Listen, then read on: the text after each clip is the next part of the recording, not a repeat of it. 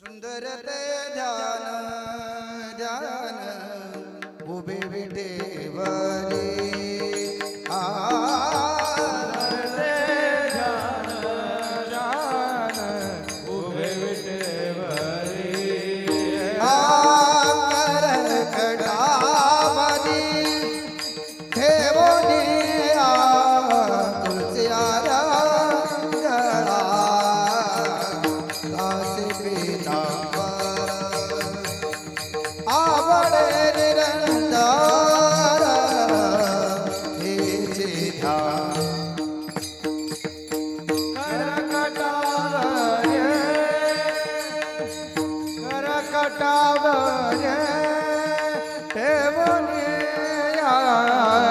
तुलसी हारा गळा कासे पितांबर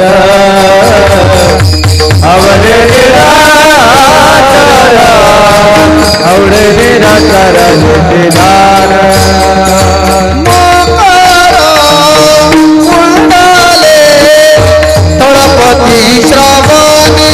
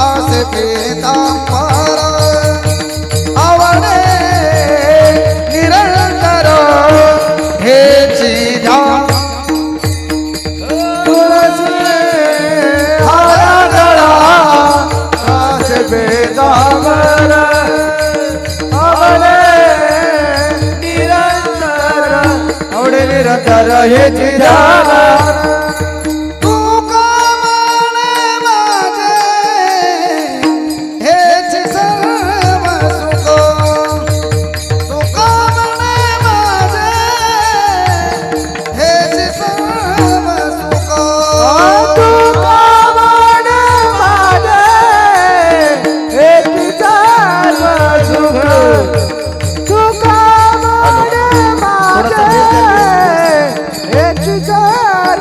सुख पाहिना श्रीमुख आवडे तुलसी गळा कासे पीतांबर आवडे निरंतर हेची पाहिना श्रीमुख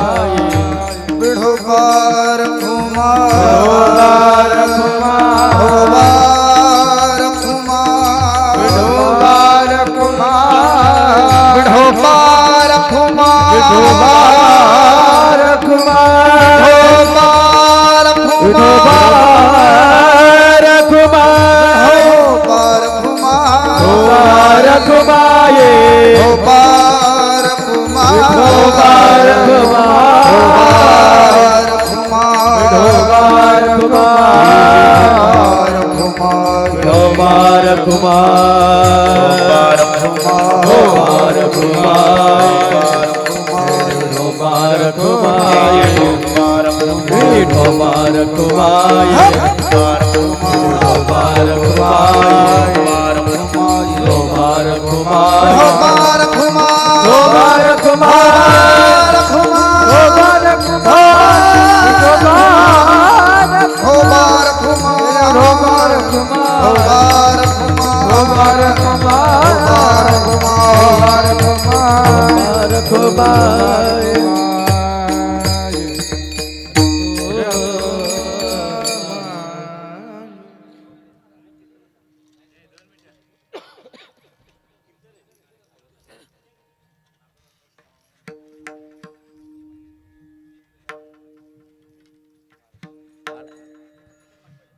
टाल आहेत ना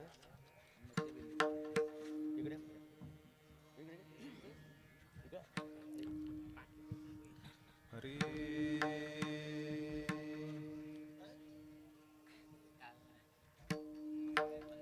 हरे रामकृष्ण हरे जय जय राम कृष्ण हरे जय जय राम कृष्ण जय जय राम कृष्ण हरे हरि जय जय राम कृष्ण हरि जय जय राम कृष्ण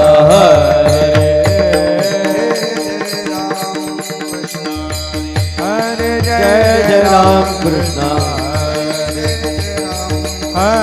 जय जय राम कृष्ण हरे जय जय राम कृष्ण हरे जय जय राम कृष्ण हरे जय जय राम कृष्ण हरे जय जय राम कृष्ण हरे हरे जय राम कृष्ण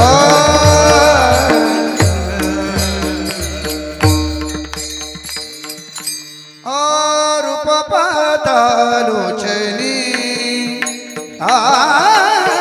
रूप पातालोचनी रूप पातालोचने रूप पातालोचने रूप पातालोचनी रूप पातालोचनी रूप पातालोचने रूप पातालोचने सुख झाले साजनी सुख झाले साजनी साजनी तो विठ्ठल बरवा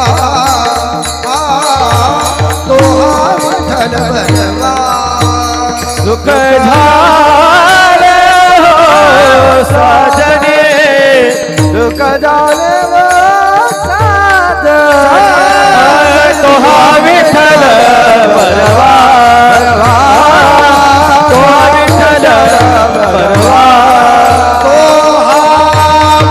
माधव बरवा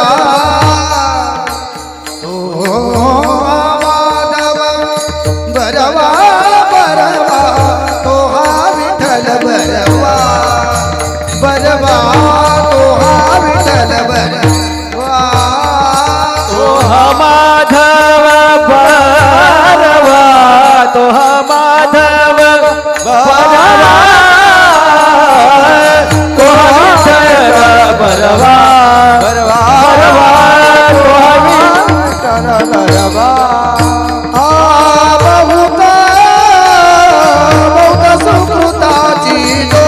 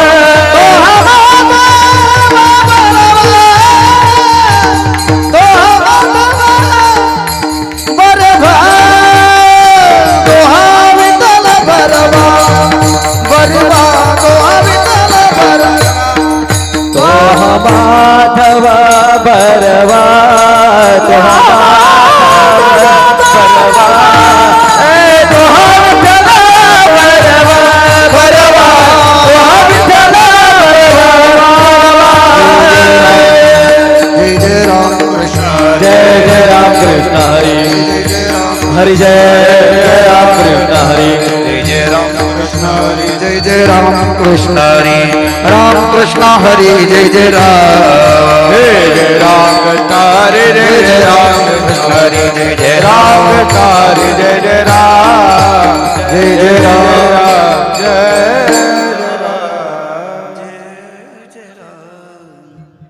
सर्वांना सूचना अशी आहे जे गायक मंडळी आहे त्याही 8:15च्या आतमध्ये किती गायन गा हा. आणि महाराजांना विनंती आहे का 8:30ला कंप्लीट या वेळेला झालं पाहिजे. 1 मिनिट पण नाही पुढे का मागे, कारण मागे कार्यक्रम आहे मंडळाची अशी सूचना आहे. रामकृष्ण हरी.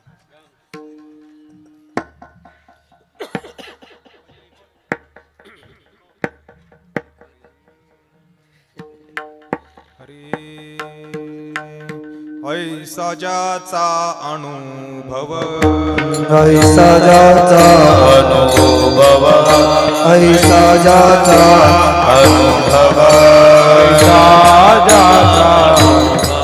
विश्वदेव सत्यत्वे विश्वदेव सत्यत्वे विश्वदेव सत्यत्वे विश्वदेव सत्यत्वे विश्वदेव सत्यत्वे विश्वदेव सत्यत्वे ऐसा ज्याचा अनुभव ऐसा ज्याचा अनुभव देव सत्यत्वे विश्वदेव सत्यत्वे विश्वदेव सत्यत्वे विश्वदेव सत्यत्वे विश्वदेव देवतया जवळी असे देवतया जवळी देवतया जवळी असे देवतया जवळी पापनाश दर्शने पापनाश दर्शने पापनाश दर्शने पापनाश दर्शने पापनाश दर्शने पापनाश दर्शने काम क्रोधा नाही चाली काम क्रोधा नाही चाली काम क्रोधा नाही चाली क्रोधा नाही चाली बुद्धी झाली समता बुद्धी झाली समता बुद्धी झाली समता बुद्धी झाली समता बुद्धी झाली समता बुद्धी झाली समता देवतया जवळी असे देवतया जवळी असे देवतया जवळी असे देवतया जवळी असे पापनाशे दर्शने पापनाशे दर्शने पापनाशे दर्शने पापनाशे दर्शने पापनाशे दर्शने पापनाशे दर्शने तुका म्हणे भेदा भेद म्हणे भेदा म्हणे भेदा भेदा वादो खंडोनी गेला वाद खंडोनी गेला वाद खंडोनी गेला वाद खंडोनी गेला वाद खंडोनी गेला वाद खंडोनी कामने भेदा भेदा म्हणे भेदा भेदा म्हणे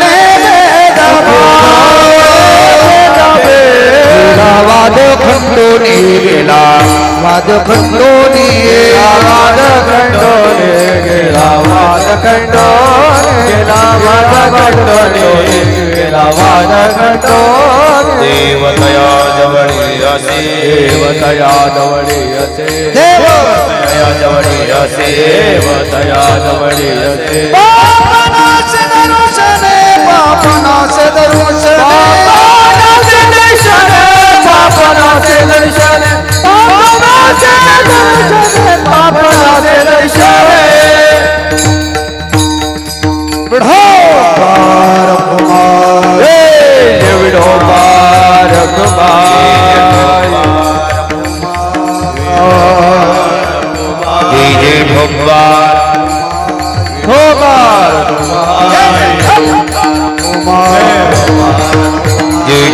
विठोबार विठोबार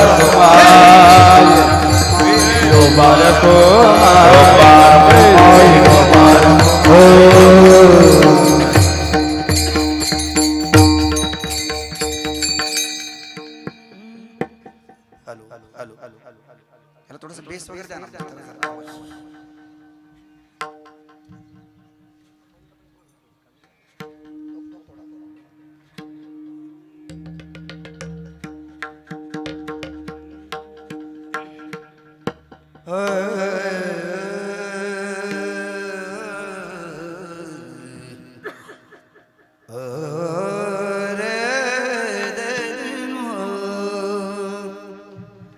ऐसा जाता अनुभव, ऐसा जाता अनुभव, ऐसा जाता अनुभव, ऐसा जाता अनुभव, ऐसा जाता अनुभव, ऐसा जाता अनुभव, ऐसा जाता अनुभव, ऐसा जाता अनुभव, ऐसा जाता अनुभव, ऐसा जाता अनुभव, ऐसा जाता अनुभव, ऐसा जाता अनुभव,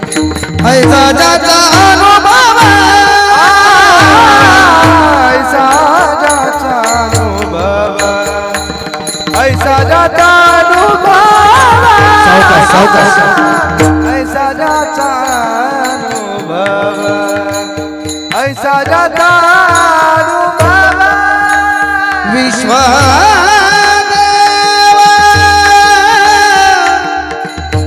सत्यत्वे, विश्वदेव सत्यत्वे, सत्यत्वे देवदया जवळी आसे, देवदया जवळी आसे, देवदया जवळी आसे, देवदया जवळी आसे, विश्वदेव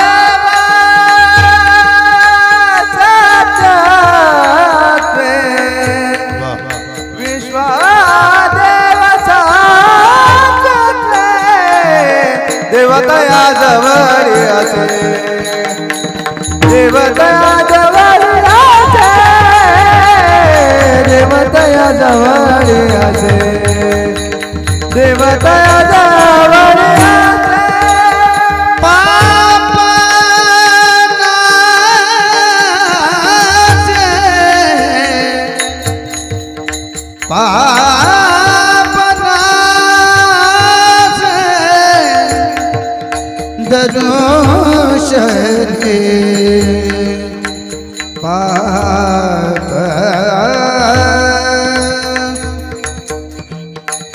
पाप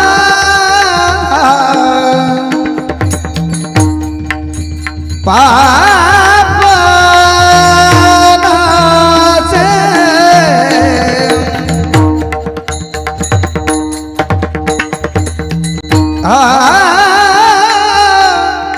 हरि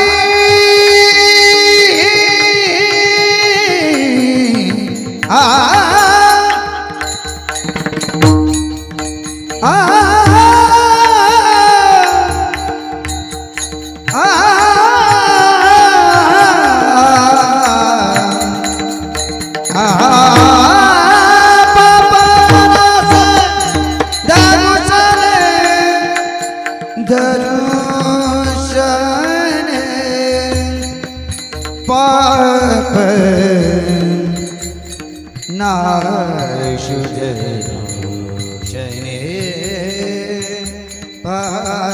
पाप नाश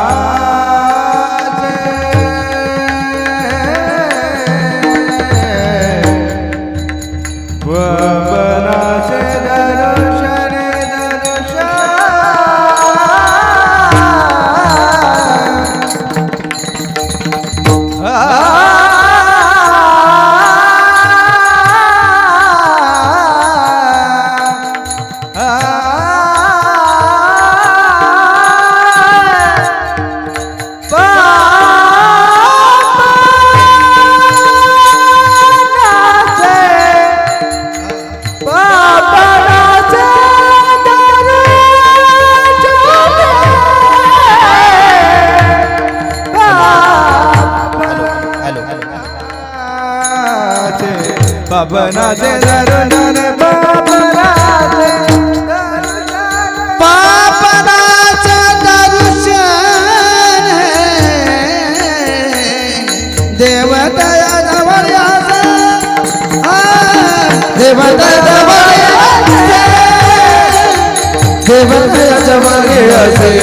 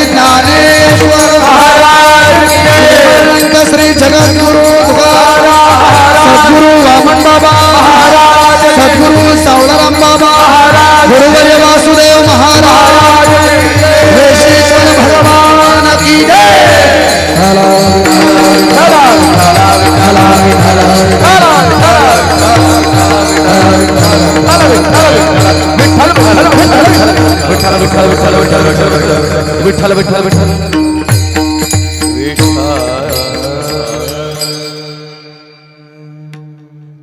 ऐसा ज्याचा अनुभव ऐशा ज्याचा अनुभव विश्वदेव सत्यत्वे देवतया जवळी असे पापणासे दर्शने कामा क्रोधा नाही चाली झाली भूती समता देवतया जवळी असे पापणासे दर्शने तुका म्हणे भेदा भेद गेला वाद खंडोनी देवतया जवळी असे पापणासे दर्शने विठ्ठल विठ्ठल विठ्ठल विठ्ठल विठ्ठल विठ्ठल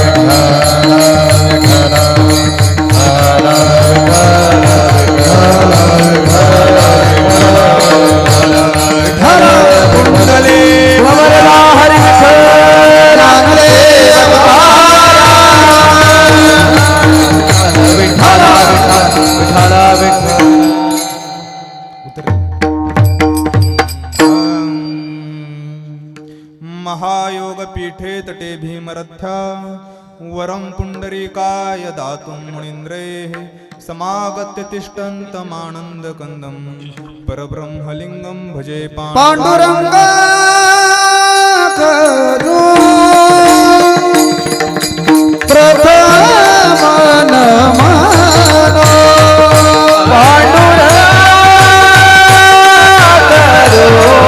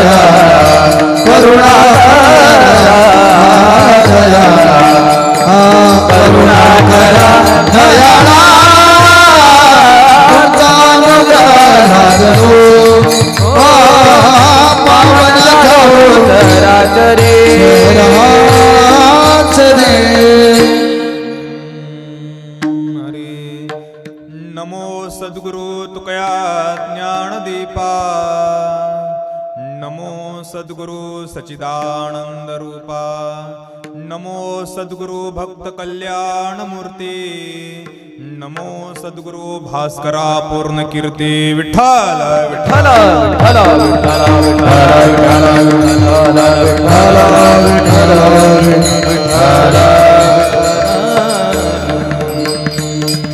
हरी ऐसा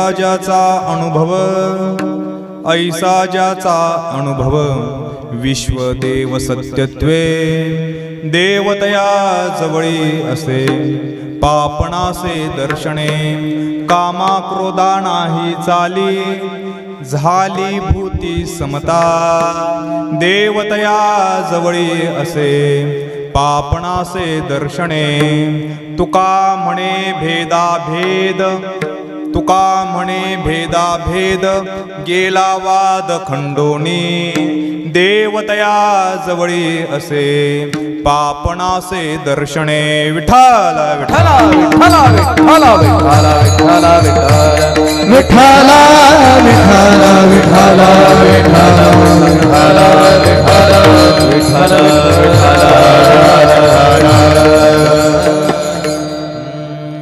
उतरून घ्यायची. हरी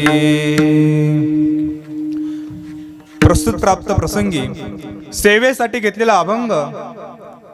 एक मिनिट फक्त, आवाज नाही, इको कमी करा, संपूर्ण इको बंद करा, बेस पण कमी करा, ट्रबल द्या थोडा. हरे आणि थोडा आवाज वाढा, थोडा इको पूर्ण कमी करा. हरे आवाजाला आधीच बेस आहे आणखीन बेस म्हटलं की. हरे प्रस्तुत प्राप्त प्रसंगी सेवेसाठी घेतलेला अभंग.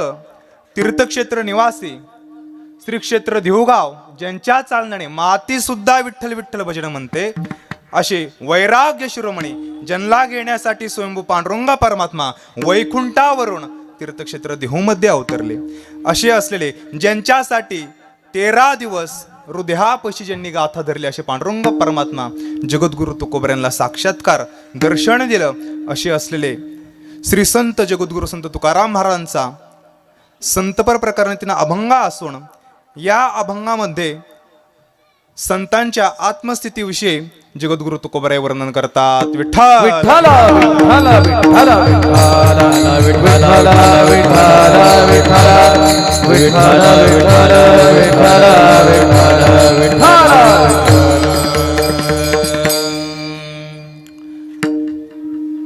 चालू असलेल्या सेवेचा परिहार देणं अगत्याचं आहे.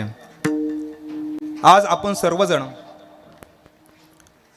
भोपर या गावामध्ये श्री वेशी ग्रामदेवता माता एक दिवसीय उत्सवानिमित्ताने सत्यनारायणाची पूजा होती आणि याच अनुषंगाने गावातील सर्व स्त्री शक्ती आहे, महिला शक्ती आहे, यांच्याच आज्ञेने आणि यांच्याच सर्वांच्या प्रेमाने हा उत्सव संपन्न होत आहे.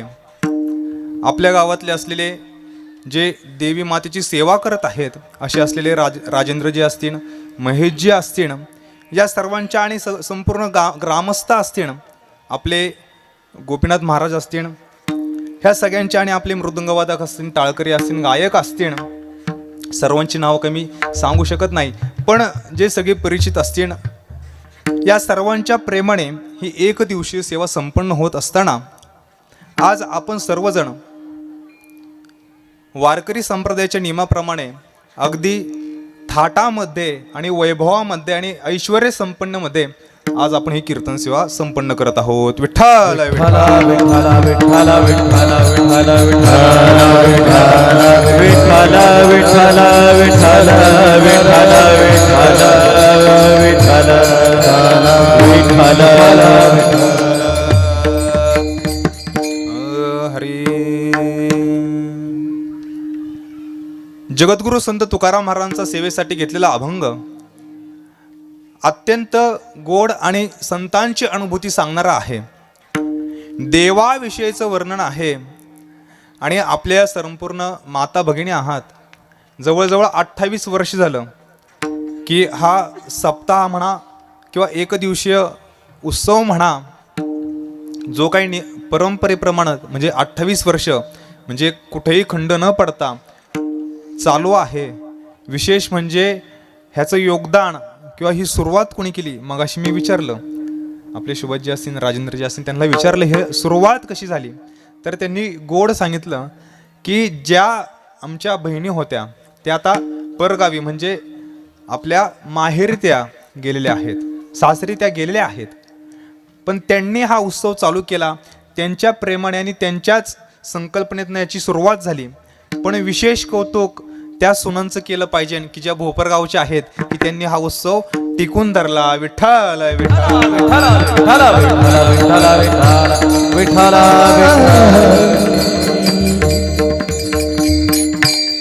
अशा प्रकारे हा या उत्सवानिमित्ताने आपण कीर्तन सेवा करत असताना जगद्गुरु संत तुकाराम महाराजांचा अभंग सेवेसाठी घेतलेला आहे. तुकोबराय संतांचं वर्णन करतात. तुम्ही म्हणसान देवीचा उत्सव आहे, देवी विषय आहे, संतांची अनुभूती घेणे म्हणजे काय आहे नक्की, संतांचं आपण वर्णन का करावं.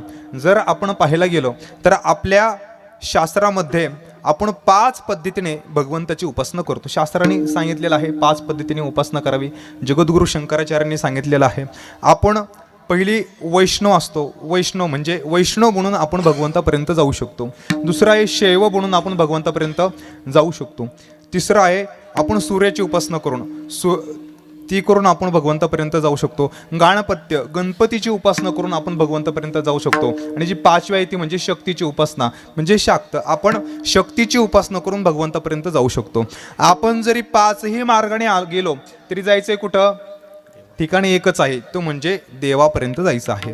तुम्ही संतांच्या माध्यमातून संतांनी ज्या भगवंताची उपासना केली त्याही मार्गाने जरी गेले तरी आपल्याला काय होणार आहे, भगवंताचीच प्राप्ती होणार आहे. आणि जरी आपण देवीच्याही माध्यमातून गेलं तरी आपल्याला त्या भगवंत तत्वाचीच आपल्याला प्राप्ती होणार आहे.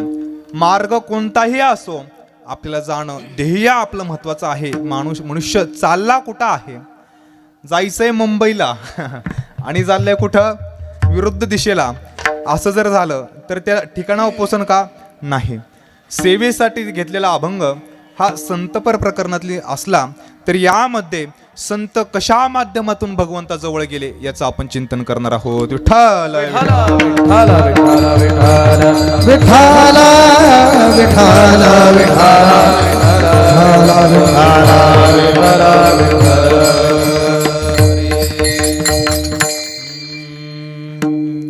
आपण विचार करत असताना जर पाहिलं जगद्गुरु तुकोबरा या अभंगामध्ये ऐसा ज्याचा अनुभव असं म्हणत असताना असा कुणाचा अनुभव आहे की ज्यांना भगवंत विश्वात्मक स्वरूपामध्ये दिसत आहे, असे कोण आहेत ज्यांना तो दिसत आहे.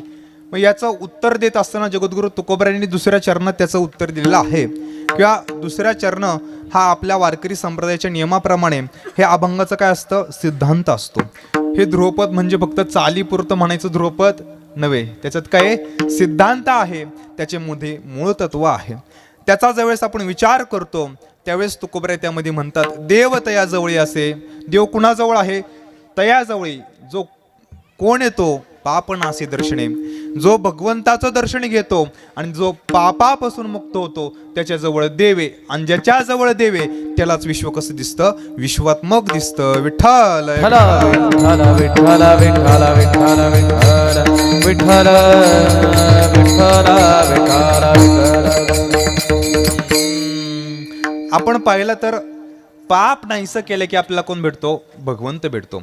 पाप नाहीसं करणं म्हणजे नक्की काय करणं, तर साधा सोपं उत्तर आहे की आपण निषिद्ध कर्म टाकून सगळे विहित कर्म करणं म्हणजे काय, पाप टाकून देणं आहे आणि पुण्यप्राप्ती करणं आहे. आज आपण सर्वजण कीर्तनामध्ये उपस्थित आहात, कीर्तनामध्ये सगळेजण बसलेले आहेत माता भगिनी. आज तुम्ही सगळे इथं बसत असताना जे कुणी नाही त्यांच्या अंतकरणामध्ये किंवा त्यांच्याकडून काही ना काही पाप घडलं म्हणून ते या भगवत चिंतनामध्ये उपस्थित नाही. पण जे इथं उपस्थित आहात त्यांचं काहीतरी पुण्य आहे. ते किती आहे केवढं आहे हे लांब राहिलं, पण काहीतरी पुण्य आहे की ते आज भगवत चिंतनामध्ये इथं उपस्थित आहात. याचा विचार जर आपण केला तर पाप निषिद्ध कर्मांनी वाढतं आणि विहित कर्मांनी पुण्य वाढतं. आपण करत असताना विहित कर्मच करावे. पाप किती भयंकर असतं, पाप मग कोणतंही असं, छोटा असो किंवा मोठा असो, पाप ते पाप असतं. पण तरी पण शास्त्राने पापाचे 3 प्रकार केलेले आहेत. एक महापाप, एक उपपाप आणि एक पाप, असे 3 प्रकार आहेत. महापापामध्ये सगळ्यात मोठं पाप म्हणजे ब्रह्महत्येचं पातक. ब्रह्महत्येचं पातक म्हणजे त्यामध्ये ज्यावेळेस गोहत्या एखादा करतो त्याला एक ब्रह्महत्येचं पातक आहे. जो आत्महत्या करतो त्याला ब्रह्महत्येचं पातक आहे. आपण जर पाहिलं गेलं, ब्रह्महत्या म्हणजेच आणि आत्महत्या दोन्ही एकच. ज्या जीवामध्ये जे आत्मतत्व आहे त्या जीवाची हत्या करणं म्हणजे त्या आत्महत्या, म्हणजे त्या आत्मेची काय करणे, हत्या आहे. आपण जर पाहिलं गेलं तर आत्मा आणि ब्रह्म ह्याचा ज्यावेळेस आपण विचार करतो की अनेकांना वाटतं की ब्रह्महत्या म्हणजे जो दुसरा जीव मारणं आणि स्वतःचा जीव मारणं म्हणजे आत्महत्या, म्हणजे स्वतःची हत्या करणं. असा आपण ज्यावेळेस विचार करतो की त्याच्यामध्ये जे महापाप सांगितलेलं आहे त्याच्यापासून आपण मुक्त होऊ शकत नाही. कोणी म्हणजे कोणीच मुक्त होऊ शकत नाही. आपले सगळे सद्गुरू असतील, संत असतील, ते नेहमी आपल्याला उपदेश करतात. जगद्गुरू संत तुकाराम महाराजांनी शिवाजी महाराजांना पण उपदेश केलाय, कंठी मिळवा तुळशी माळ, व्रत करा एकादशी. आपण ज्यावेळेस याचं चिंतन करू, छत्रपती शिवाजी महाराज तर युद्धाला निघाले की ज्यावेळेस आपण तलवार हातामध्ये घेणार त्यावेळेस तर आपल्याकडून हत्या होणारच आहे.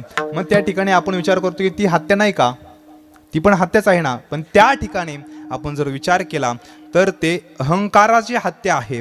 ज्या वेळेस आपण या जीवनामध्ये जर त्यावेळेस आपल्या जीवनामध्ये जी काही प्रसंग येतात मग ते कोणते प्रसंग असतील, काही काम क्रोधाचे असतील, काही अहंकाराचे असतील, त्याच्याविषयी जोपर्यंत आपण उत्तर देत नाही त्याच्यासाठी आपण बघा पुण्य कशाला म्हटलं गेलेलं आहे. आणखीन जर आपण बारीक विचार केला, जे स्वतःच्या हिताचा विचार करतो ते तर आहेच, पण जो दुसऱ्याच्या हिताचा विचार करतो आणि दुसऱ्याच्या हितामध्ये स्वतःचं पण हित ज्याचं असतं त्याला खरं पुण्यवान म्हणावं. नाहीतर स्वतःचा फायदा होतोय आणि दुसऱ्याचं नुकसान करतोय ते खऱ्या अर्थाने काय आहे, पाप आहे.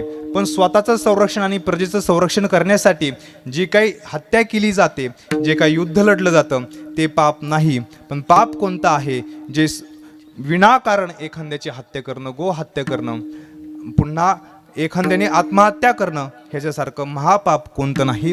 त्याच्यानंतरून उपपाप येतं. उपपापामध्ये म्हणजे काही निषिद्ध कर्म करतात, जे कोणी आपल्या वाईट सवय असतात, वाईट संभाषण असणं, ह्या ज्या काही सवय असतात ते एक निषिद्ध कर्मामध्ये जे येतं ते उपपाप आहे.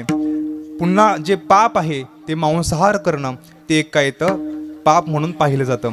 अशा 3 पापांपासून आपल्याला काय होतं येतं, मुक्त होता येतं. पण ते केव्हा, ज्यावेळेस आपण भगवंताच्या दर्शनाला जाईन तेव्हा. विठ्ठल विठ्ठल विठ्ठल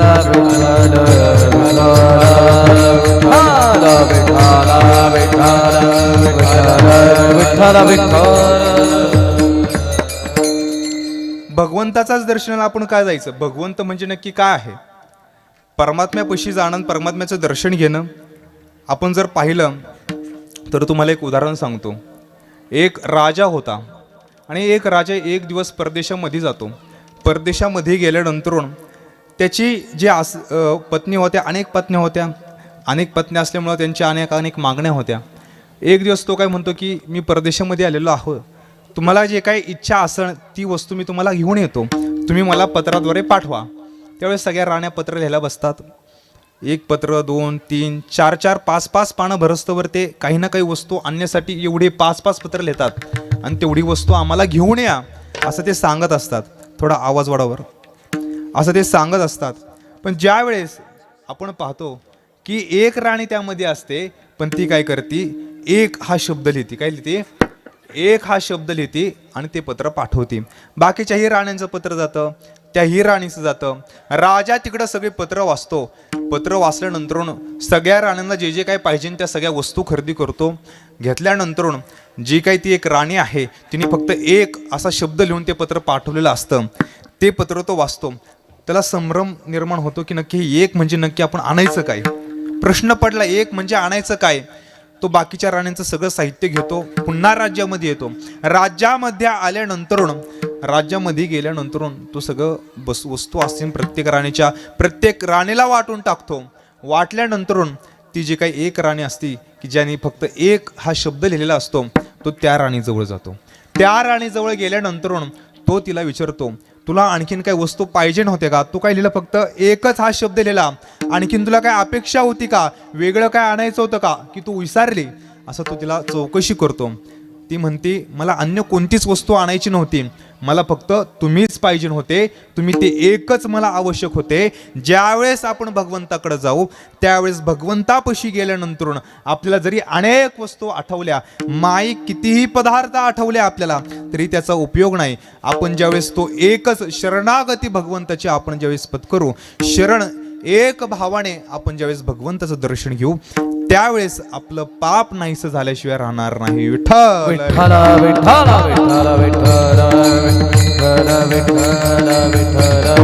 विठ्ठल विठ्ठल विठ्ठल विठ्ठल विठ्ठल विठ्ठल असा संतांचा अनुभव आहे. संत म्हणतात एकदा का भगवंतापाशी तुम्ही गेले तर तुमचं पाप नाहीसं झाल्याशिवाय राहणार नाही. पण काही काही अशी असतात महाराज, कशी धृतराष्ट्राप्रमाणे अनेक संतांची उदाहरणं आहेत. धृतराष्ट्र सारखा जरी असला, भगवंताच्या जवळ गेला होता, भगवंताची गीता जवळजवळ त्यांनी सगळीच ऐकली, पण त्याच्यामध्ये परिणाम झाला नाही. जर आपण पाहिलं की ज्या वेळेस धृतराष्ट्र संजय हा काय सांगत होता, संपूर्ण जे काय कुरुक्षेत्रावरती घडत आहे ती सगळी माहिती सांगत होता. काय घडतंय, काय होतंय ते सगळं सांगत असताना व्यासांनी त्यांना दिव्य दृष्टी दिलेली होती. भगवान श्रीकृष्ण परमात्मा ज्या वेळेस अर्जुनाला गीता सांगत आहे, गीतेतला काही उद्बोध करत आहे, त्यावेळेस काही ना काही मार्गदर्शन करत आहे, त्यावेळेस संजय हा एकमेव असा होता की त्याची अधिकार होता काय संजयचा अधिकार घोड्यांचं काय रक्षण करणं, घोड्यांची परीक्षा घेणं, तो एक सारथी होता. असा हा सेवक असलेला संजय, पण त्याचा अधिकार काय होता? सर्वात प्रथम गीता कुणी ऐकली? अर्जुनाने ऐकली. त्याच्यानंतर कुणी ऐकली? संजयाने ऐकलीत. बघा अधिकार काय आहे? सर्वश्रेष्ठ भक्त अर्जुन आहे, त्याच्यानंतर दुसरा अधिकार हा संजयाचा आहे. आणि तिसरी गीता कुणी ऐकली? तिसरी गीता धृतराष्ट्राने ऐकली. पण परिणाम काय आहे का? निकट होताना देवाच्या अत्यंत निकट आहे, प्रत्येक गोष्ट कानावरती पडली आहे, पण चित्त जर भगवंतापाशी नसन, चित्तामध्ये जर माईक पदार्थ असतील आणि संपूर्ण माया जर भरलेली असन, तर काही गोष्टी आपण जर विचार केला तर त्याला कितीही जवळ गेला तरी भगवत प्राप्ती त्याची होऊ शकणार नाही. विठ्ठल विठ्ठल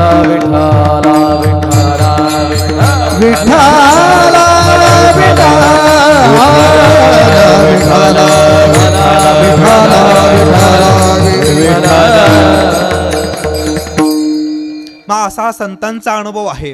अनेक संत होऊन गेले. आपण पाहतो आपली महाराष्ट्र भूमी आहे, ही संतांची भूमी म्हणून आपण ओळखली जाते.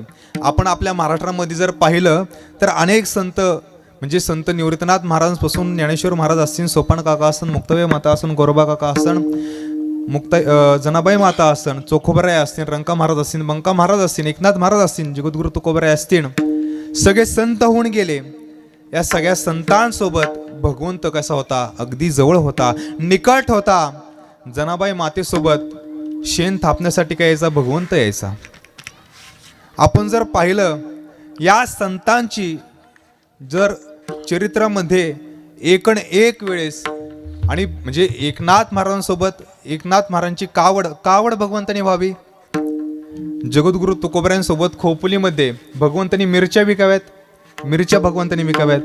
या सगळ्या जर गोष्टी आपण पाहिल्या तर संत आणि भगवंत अत्यंत निकट होते, देव त्यांच्या जवळ होते असा अनुभव सांगत असताना जगद्गुरु तुकोबराय म्हणतात, ज्याला कुणाला भगवंताची अशी अनुभूती येईल, भगवंत जवळ ज्याला अनुभवला येईल, भगवंताची अनुभूती घेत असताना जगद्गुरु तुकोबरायांच्या चरित्रामध्ये एक प्रसंग आहे.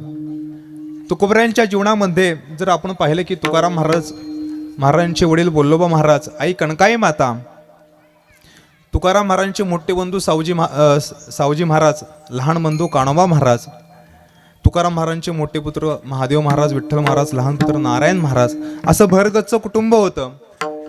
तुकाराम महाराजांच्या घराण्यामध्ये सावकारकी होती, महाजनकी होती. हे सगळं सांभाळत असताना दुकानाचाही व्यवसाय होता. गुणगोविंदाने ते नांदत होते. एवढं सगळं संपन्न असताना अचानक काळाचा आघात झाला. काळाचा आघात झाला, दुष्काळ पडला. त्याच कालखंडामध्ये जगद्गुरु तुकोबऱ्यांचे आई वडिलांचं वैकुंठ गमन म्हणजे निधन झालेलं आहे. देवाघरी गेले. त्याच्यानंतरून जो भाव होता तो विरक्त होता. अंतकरणामध्ये विरक्ती असल्यामुळे प्रपंचामध्ये काही तो रमलाच नाही. त्यांची तुकोबऱ्यांची भावजई तीही निधन पावली. त्यामुळं जो सावजी होता तो सुद्धा हिमालयामध्ये निघून गेला. आपण पाहिलं तर 4 व्यक्ती निघून गेलेले आहेत आणि काही दुष्काळामध्ये दुष्काळे आटले द्रव्य नेला मानस स्त्री एक अन्न न करिता मेली. त्या प्रसंगामध्ये जगद्गुरु तुकाराम महाराजांची पहिली पत्नी रुक्मिणी माता आणि पहिला पुत्र संताजी हे तुकोबऱ्यांना सोडून गेले. जगद्गुरु तुकोबऱ्यांच्या आयुष्यातनं एकूण 6 व्यक्ती काय आल्या नाहीशा झाल्या. किती? 6 आपतिष्ट. आपण कोरोनामध्ये पाहिलं. आता कोरोनामध्ये किती भरगतचं कुटुंब होतं. कुटुंबामधले 1-1, 2-2 जण गेली. म्हणजे ज्यावेळेस तुकोबऱ्यांचं वय साधारण 20-21 वय होतं त्यावेळेस तुकोबऱ्यांच्या घरामध्ये किंवा तुकोबऱ्यांवरती हा एवढा मोठा आघात आहे. आणि हा आघात तुकोबराई सहन करत असताना एकमेव आता तुकोबऱ्यांचं ध्येय होतं. एकमेव तुकोबऱ्यांच्या मनामध्ये विचार होता की हे सगळं कोण घडवते, ह्या सगळ्याचा परिणाम काय. आणि ह्याचं एकमेव उत्तर म्हणजे पांडुरंगा परमात्मा. त्या पांडुरंगा परमात्म्याचं चिंतन करत जगद्गुरु तुकोबराय उत्तर दिशेला मुख केलं. भामगिरी पर्वत दिसला. भामगिरी पर्वताकडे तुकोबराय चालत चालत निघाले. पांडुरंग हरी वासुदेव हरी, पांडुरंग हरी वासुदेव हरी असं नामस्मरण करत करत तुकोबराय एका हातामध्ये विणा आहे, एका हातामध्ये चिपळ्या आहे. जात जात ते भामगिरीच्या पायथ्यापाशी पोचले. भामगिरीच्या पायथ्यापाशी गेले की वरती नजर गेली, एक गुफा आहे. गुफेपर्यंत पुन्हा तुकोबराय चालत गेलेले आहेत. गुफेमध्ये गेल्यानंतर जगद्गुरु तुकोबऱ्यांच्या मनामध्ये भगवंताविषयी जो विचार होता त्याचं नामस्मरण भगवंताचं करत असताना 1 दिवस 2 दिवस 3 दिवस तब्बल 15 दिवस जगद्गुरु तुकोबराय काय करत होते? भगवंताचं चिंतन करत होते. 15 दिवसा माझी साक्षात्कार झाला. 15 दिवसा माझी साक्षात्कार झाला. 15 दिवसा माझी साक्षात्कार झाला. 15 दिवसा माझी साक्षात्कार झाला. भेटला निराकार, विठोबा भेटला निराकार, विठोबा भेटला निराकार. 15 दिवसा माझे साक्षात्कार झाला. विठोबा भेटला निराकार, विठोबा भेटला. 15 दिवसा माझी साक्षात्कार झाला. विठोबा भेटला निराकार, विठोबा भेटला.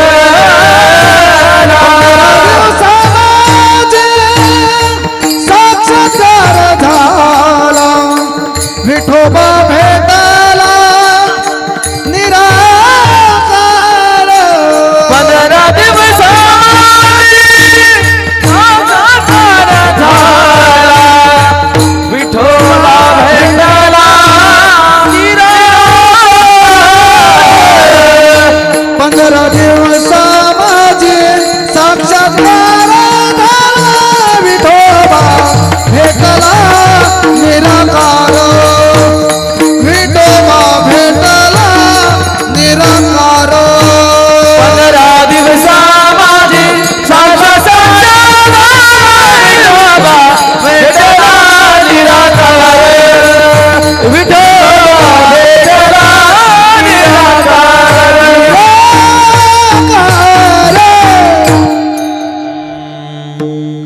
15 दिवसा माझी साक्षात्कार झाला. विठोबा भेटला निराकार. अशा निर्गुण निराकार स्वरूपामध्ये जगद्गुरु तुकोबऱ्यांना त्यावेळेस भगवंतांनी दर्शन दिलं. तुकोबऱ्यांची अवस्था काय झाली असणं? तुकोबऱ्यांचं चैतन्य संपूर्ण विश्वामध्ये पसरलेलं होतं. तुकोबऱ्यांची अवस्था काय होती? आकाश मंडप पृथ्वी आसन रमे तेथे मन क्रीडा करू. बघा, हे जर आकाश जर आपलं मंडप आसन आणि ही पृथ्वी जर आपलं आसन आसन, या पृथ्वीवरती राहणारा प्रत्येक जीव प्रत्येक प्राणी मात्रा आपला कोण झाला? सोयरा झालेला आहे, नातलग झालेला आहे. त्यामुळे त्याच्याविषयी कुणाची कामना धरावी आणि कुणाचा क्रोध करावा, कुणाचा लोभ घ्यावा आपण. काहीच नाही, कोणताच विकार अंतकरणामध्ये राहत नाही. अशी जगद्गुरु तुकोबऱ्यांची अवस्था झालेली होती. त्याच वेळेस कान्होबाराय तुकोबऱ्यांना शोधत शोधत तुका दादा आवाज देत ते भामगिरी पर्वतापाशी आले. भामगिरी पर्वतापाशी आल्यानंतर तुकोबऱ्यांचं लांबनच ते चैतन्य पाहिलं, ते दिव्य स्वरूप कान्होबारायांनी पाहिलं. जगद्गुरु तुकोबऱ्यांना जाऊन त्यांनी मिठी मारली. म्हटले किती दिवस झाले, वहिनी वाट पाहत आहेत, लवकर घरी चला. त्यावेळेस जगद्गुरु तुकोबऱ्यांकडे 2 पर्याय होते. आपण बारीक चिंतन केलं तर जगद्गुरु तुकोबऱ्यांना ज्या ठिकाणी साक्षात्कार झालेला आहे त्याच भामगिरी पर्वतावरती जगद्गुरु तुकोबराय थांबले असते. पण तुकोबऱ्यांना बुडत आहे जण न देखिवे डोळा, येतो कळवळा म्हणून या, म्हणून जगद्गुरु तुकोबराय पुन्हा तीर्थक्षेत्र देहूमध्ये आलेले आहेत. आल्यानंतर तुकोबऱ्यांनी सर्वात पहिली गोष्ट काय केली असन तर तुकोबऱ्यांनी सर्वात पहिल्यांदा गोष्ट जे काय आपल्या कर्जाच्या वह्या आहेत, लोकांवर जे काही कर्ज आहेत त्या कर्जापासून तुकोबऱ्यांनी सर्वात पहिल्यांदा लोकांना मुक्त करण्याचं ठरवलं. त्या कर्जाच्या वह्यांचे 2 हिस्से केले. एक हिस्सा कान्होबारायांचा, एक हिस्सा स्वतःच्या वाट्याचा. स्वतःचा वाट्याचा हिस्सा घेऊन ते इंद्रायणी मातेच्या तीरी आलेले आहेत, इंद्रायणी मातेच्या काठी ते आलेले आहेत. तिथं आल्यानंतर इंद्रायणी माता जगद्गुरु तुकोबऱ्यांकडे पाहत आहे. तुकोबऱ्यांचा चेहरा त्यावेळेस पाहत आहे. इंद्रायणी माता साक्ष आहे. बारीक विचार करा, इंद्रायणी माता ज्यावेळेस तुकोबऱ्यांचा चेहरा पाहत आहे त्यावेळेस तुकोबऱ्यांच्या चेहऱ्यावरती तेज आहे, आनंद आहे. तुकोबऱ्यांचं हृदय प्रसन्न आहे. आणि अशा वेळेस जगद्गुरु तुकोबराय हातामध्ये कर्जाच्या वह्या घेऊन आहेत. संपूर्ण महाराष्ट्राची त्यावेळेस पहिली कर्जमाफी जर कोणी केली असन तर ती जगद्गुरु तुकोबऱ्यांनी केलेली आहे. महत्वाचा विषय असा आहे की इंद्रायणी माता ही साक्ष आहे. दुसराच प्रसंग त्याच इंद्रायणीच्या काठी जो घडला तो म्हणजे जगद्गुरु तुकोबऱ्यांच्या हातामध्ये अभंग गाथा होती. महाराजांच्या हातामध्ये एकदा कर्जाच्या वह्या होत्या आणि दुसरा प्रसंग म्हणजे एक वेळेस अभंग गाथा होती. इंद्रायणी माता तेव्हाही साक्ष होती. इंद्रायणी माता तेव्हाही तुकोबऱ्यांचा चेहरा पाहते आणि त्यावेळेस चेहरा पाहिल्यानंतर तुकोबऱ्यांच्या डोळ्यामध्ये अश्रू आहेत. तुकोबऱ्यांच्या हृदयामध्ये खंत आहे, दुःख आहे. का की हातामध्ये जो काही आयुष्यभर परमार्थ केला त्या रक्ताचं पाणी करून जे काही अभंग लिहिले ते काय हाच हातामध्ये आहेत. आणि त्या हातामध्ये असलेले जो काही परमार्थ आहे तो आज पाण्यामध्ये बुडवला जाणार आहे. त्यावेळेस इंद्रायणी पाहत आहे. दोन्ही प्रसंग आहेत. एका प्रसंगामध्ये आपण जर पाहिलं तर तुकोबऱ्यांच्या चेहऱ्यावरती आनंद आहे. दुसऱ्या प्रसंगामध्ये जर आपण पाहिलं तुकोबऱ्यांच्या चेहऱ्यावरती दुःख आहे. प्रसंग त्याच इंद्रायणी काठचा आहे. पण विचार करा, आपण संसारामध्ये राहत असताना आपल्या आयुष्यामधला जर परमार्थ कमी झाला तर आपल्याला काही दुःख वाटत नाही. आपण जाऊ दे, उद्या जाऊ, आपण कीर्तन उद्या जाऊ, हरिपाठ उद्या करू, नामस्मरण राहिलं उद्या करू. आपण काय करतो, परमार्थिक दुःख व्यक्त करत नाही. आणि प्रापंचिक एखादी गोष्ट राहिली तर गाडी घ्यायची होती, घेता नाही आली, मनुष्य काय करू लागतो, रडू लागतो. घर बांधायचं होतं, करता नाही आलं, मनुष्य रडू लागतो. प्रापंचिक गोष्ट जरी नाही झाली तर मनुष्य रडतो. परमार्थिक गोष्टी नाही झाली तरी काही वाटत नाही. पण तुकोबऱ्यांच्या जीवनामध्ये तसं नव्हतं. परमार्थ जर बुडला तर तुकोबऱ्यांना रडू येतं, प्रपंच बुडला तर तुकोबऱ्या हसतात. विठ्ठल विठ्ठल विठ्ठल विठ्ठल विठ्ठल विठ्ठल. अशी तुकोबऱ्यांची अनुभूती होती. जर महाराजांचं जीवन एवढं व्यापक झालं होतं, हे विश्वची माझी घर ऐशी मती जयाची स्थिर, किंबहुना चराचर आपण झाला. बघा, चर आणि अचर म्हणजे जे काही सर्व चालणाऱ्या गोष्टी आहेत, जे चैतन्य स्वरूप आहे, जे सत आणि असत आहेत, अशा संपूर्ण गोष्टींमध्ये एकमेव कोण आहे, परमात्मा आहे.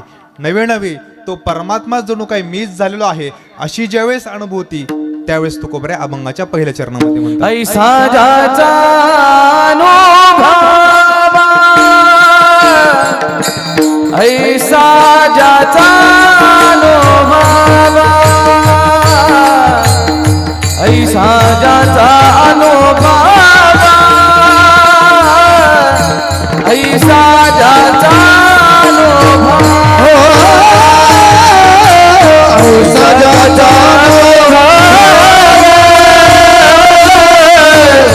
ऐसा जाता अनुभव, ऐसा जाता अनुभव, ज्याचा ऐसा ज्याचा अनुभव ऐसा ज्याचा अनुभव ऐसा ज्याचा अनुभव ऐसा ज्याचा अनुभव ऐसा ज्याचा अनुभव ऐसा ज्याचा अनुभव ऐसा ज्याचा अनुभव ऐसा ज्याचा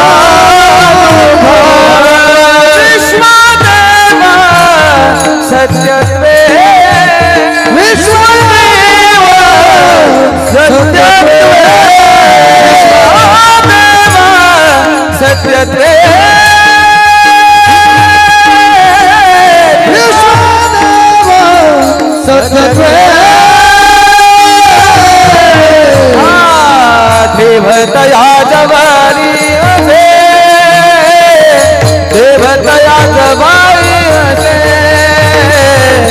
देवतया जवळी असे देवतया जवळी असे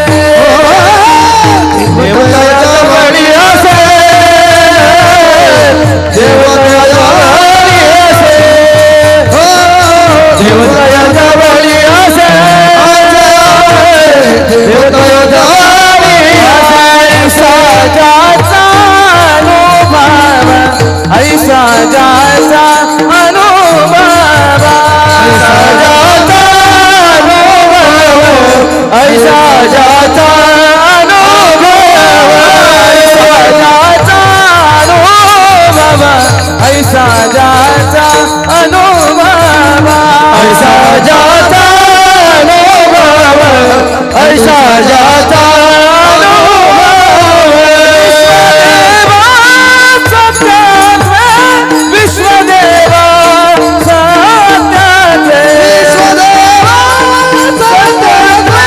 विश्वदेव विश्वदेव सत्यत्वे विश्वदेव सत्यत्वे विश्वदेव सत्यत्वे देवतया जवळी असे देवतया जवळी असे देवतया जवळी असे देवतया जवळी जवळी असे देवतया जवळी असे देवतया जवळी असे देवतया जवळी असे हरे ऐसा ज्याचा अनुभव विश्वदेव सत्यत्वे. आपण पाहिलं जगद्गुरु तुकोबऱ्यांचा अनुभव आहे, संतांचा अनुभव आहे. संपूर्ण विश्वात्मक जो काही पांडुरंग परमात्मा आहे, संपूर्ण विश्व जो व्यापून आहे, असा भगवंताची अनुभूती घेतल्यानंतर असा देव ज्यावेळेस अनुभवाला येतो त्यावेळेस संपूर्ण चराचरामध्ये आपला देव दिसतो. त्याच्याच जवळ देव आहे. आपण जर पाहिलं तर एखादा म्हणून प्रतिमेमध्ये दिसणारा देव तो संपूर्ण विश्वामध्ये कसा व्यापून आहे.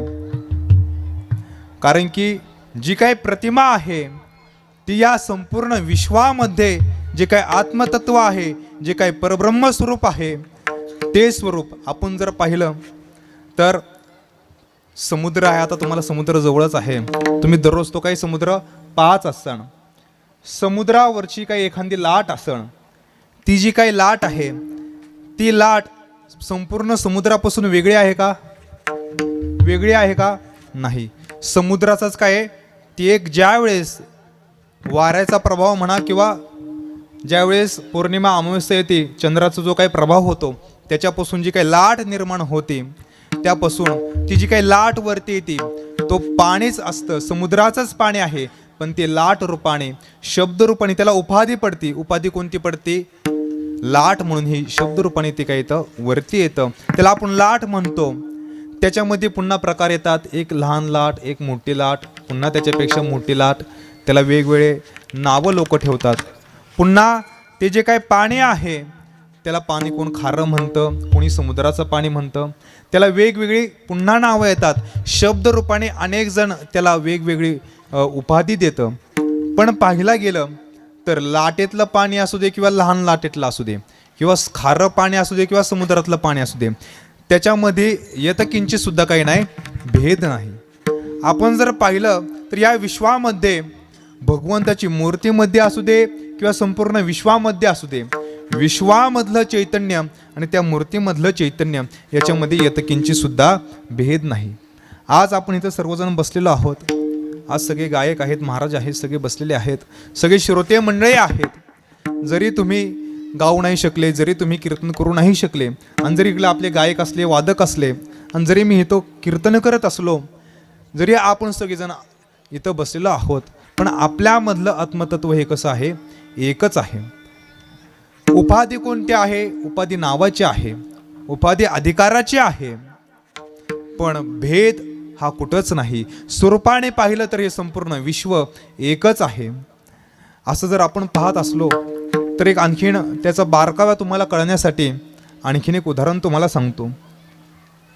आपल्याच या भोपर गावामध्ये एक सावकार होता, श्रीमंत सावकार होता.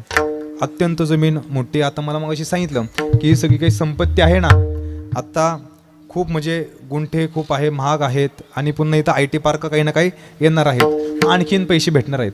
आणि त्यावेळेस पण एवढी सगळी संपत्ती आता काय करायची? आणि आपला मुलगा, त्या सावकाराचा मुलगा असा होता, मूर्ख होता, समज नव्हती, संपत्ती खर्च कुठं करायची, काय कुणाला द्यायचं. म्हणून तो सावकार काय करतो, ती सगळी संपत्ती काय करतो, एका व्यापाऱ्याकडे जातो, देतो, आणि त्याच्यापासून काही ना काही मूल्यवान वस्तू करून ठेवतो. आणि घरामध्ये, तळघरामध्ये लपवल्यानंतर काही दिवसांनी त्याचे ते काही वडील असतात, सावकार असतात, ते निधन पावतात. तो जो काय मूर्ख मुलगा असतो, त्याचा विवाह झालेला असतो, संपूर्ण गावभर फिरतो, फार दारिद्र्य येतं, नाही ते काम करतो, त्याला पैसे मिळत नाही. पण काही दिवसांनी काय होतं की त्याची बायको त्याला बोलू लागते. मग तो संपूर्ण घरभरच शोधाशोध करू लागतो. काहीतरी वडिलांनी ठेवलं असन, काही ना काही बापाने ठेवलं असन, आणि त्यावेळेस शोधल्यानंतर तो एक त्याला पेटीमध्ये वस्तू मिळते. पेटीमध्ये काही वस्तू मिळतात, पेटीमध्ये काही पितळाच्या भांडी असतात, त्याच्यामध्ये वेगवेगळ्या प्रकारची खडी असतात. तो ती खडी हातामध्ये घेतो. हातामध्ये घेतल्यानंतर ती खडी घेऊन तो पुन्हा काय गावातल्या एका बाजारामध्ये जातो. बाजारामध्ये गेल्यानंतर तो ते खडी दाखवतो, आणि खडी दाखवल्यानंतर म्हणतो की या खड्यांची किंमत काय देणार, या खड्यांची किंमत काय. मग तो एक फुटाणावाला असतो, फुटाणावाला म्हणतो याची किंमत तुम्हाला मी जास्तीत जास्त काय देऊ, तुम्हाला मुठभर फुटाणे देतो. किती? खड्यांची किंमत मुठभर फुटाणे. पुन्हा तो म्हणतो जरा तालुक्याच्या बाजारामध्ये जाऊ, गावात जर मुठभर फुटाणे भेटत असतील, तालुक्याच्या गावामध्ये जरा मोठं पाकिट भेटन, हाय ना महाराज, काय तालुक्याच्या गावामध्ये मोठं पाकिट भेटन, म्हणून जरा तिकडं जाऊ. म्हणून तो जरा मोठ्या ठिकाणी जातो. तिथं गेल्यानंतर तो पुन्हा ते दगडी दाखवतो, त्या गारगोट्या दाखवतो. त्याही ठिकाणी त्याला एक म्हणतो की तुला याचे जास्तीत जास्त आम्ही 5,000-1,000 रुपये देऊ. त्याला आनंद वाटतो. 5,000 रुपये, गावात तर फुटाने देत होते, तालुक्याच्या गावामध्ये 5,000 रुपये भेटतात. आनंद वाटला. तो म्हणतो आणखीन मोठ्या शहराच्या बाजारामध्ये जाऊ. आपल्या मुंबईमध्ये हिऱ्यांचा व्यापार करणारे आहेत, त्याच्यापेक्षा मोठं कुठं गुजरातमध्ये आहे, मग ते गुजरातकडे जातात, हिऱ्यांच्या व्यापारामध्ये जातात. त्या बाजारपेठेमध्ये शिरतो. तिथं गेल्यानंतर तो ते काही त्याच्या जवळची काही दगडी असेल तर तिथं ठेवतो. तिथं ठेवल्यानंतर त्या ठिकाणी ठेवल्यानंतर तो व्यापारी म्हणतो बाबा तू आला कुठनं? तो म्हणतो मी अमुक अमुक गावावरनं आलो, भोपर गावातनं मी आलेलो आहोत. ते म्हटले त्या गावात असा असा सावकार होता का? तो म्हटला हा, तो माझाच बाप होता. म्हटला त्यावेळेस म्हणतो सावकार म्हणतो, म्हटलं तुला काय पाहिजे आहे? तो म्हणतो मला पैसे पाहिजे आहेत. पैसे पाहिजे ना, मग काय म्हण काम करीत. म्हटला किती पैसे पाहिजे? तो म्हटला काही नाही, महिन्याला 8,000 भेटले पाहिजे. 8 काही 10 देतो म्हटला. मग तिथं कामाला लागतो तो. 1 महिना 2 महिना जवळजवळ वर्षभर काम करतो. वर्षभर काम केल्यानंतर तो जो काही दुकानाचा मालक असतो तो म्हणतो तुझे काही दगडी आहेत, मौल्यवान वस्तू आहेत ना, ते तो घेऊन तू निघ आता. तो म्हणतो अचानक भयानक का काढलं? मग तो कपाटापाशी जातो. त्याचे ते काही दगडी असतात ते हातामध्ये घेतो. हातामध्ये घेतल्यानंतर तो ते दगडी पाहतो. दगडी पाहिल्यानंतर ती दगड नव्हते, तर ते काय होते, हिरे होते. जो तो हिऱ्यांच्या बाजारामध्ये गेला होता ना, त्या बाजारामध्ये गेल्यानंतर त्याला कळतं की ते काय हिरे आहेत. इतक्या दिवस तो गावातल्या बाजारात पाहिलं, तालुक्याच्या बाजारात गेला, त्यावेळेस त्याची मूल्य खरी किंमत कुणी सांगितली का? नाही. गावातल्या लोकांनी काय मूठभर फुटाने सांगितले, तालुक्याच्या बाजारात 5,000 रुपये सांगितले. पण तो ज्यावेळेस गुजरातच्या हिऱ्यांच्या बाजारामध्ये गेला तर त्याची कोट्यावधी किंमत सांगितली. अगदी जोपर्यंत आपण गावामध्ये आहे तोपर्यंत देवाचं महत्व किती आहे, मूठभर फुटाने आहे. पण तेच तुम्ही पंढरपूरला गेले, देहू आळंदीला गेले तर त्याची किंमत काय होती, वाढती. त्या नामाची किंमत आपल्याला माहिती होती, त्या भगवंताची किंमत आपल्याला कळते त्या अभंगाच्या दुसऱ्या चरणामध्ये.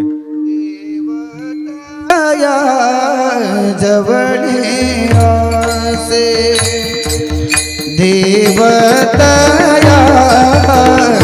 जवळी आसे जवळी आसे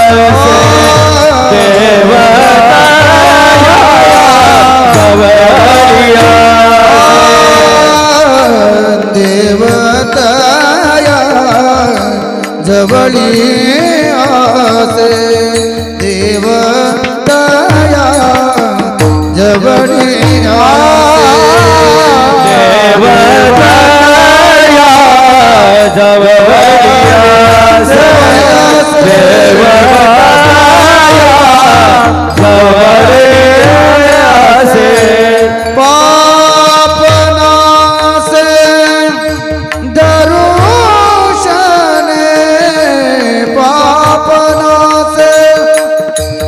आसे दर्शने देवतया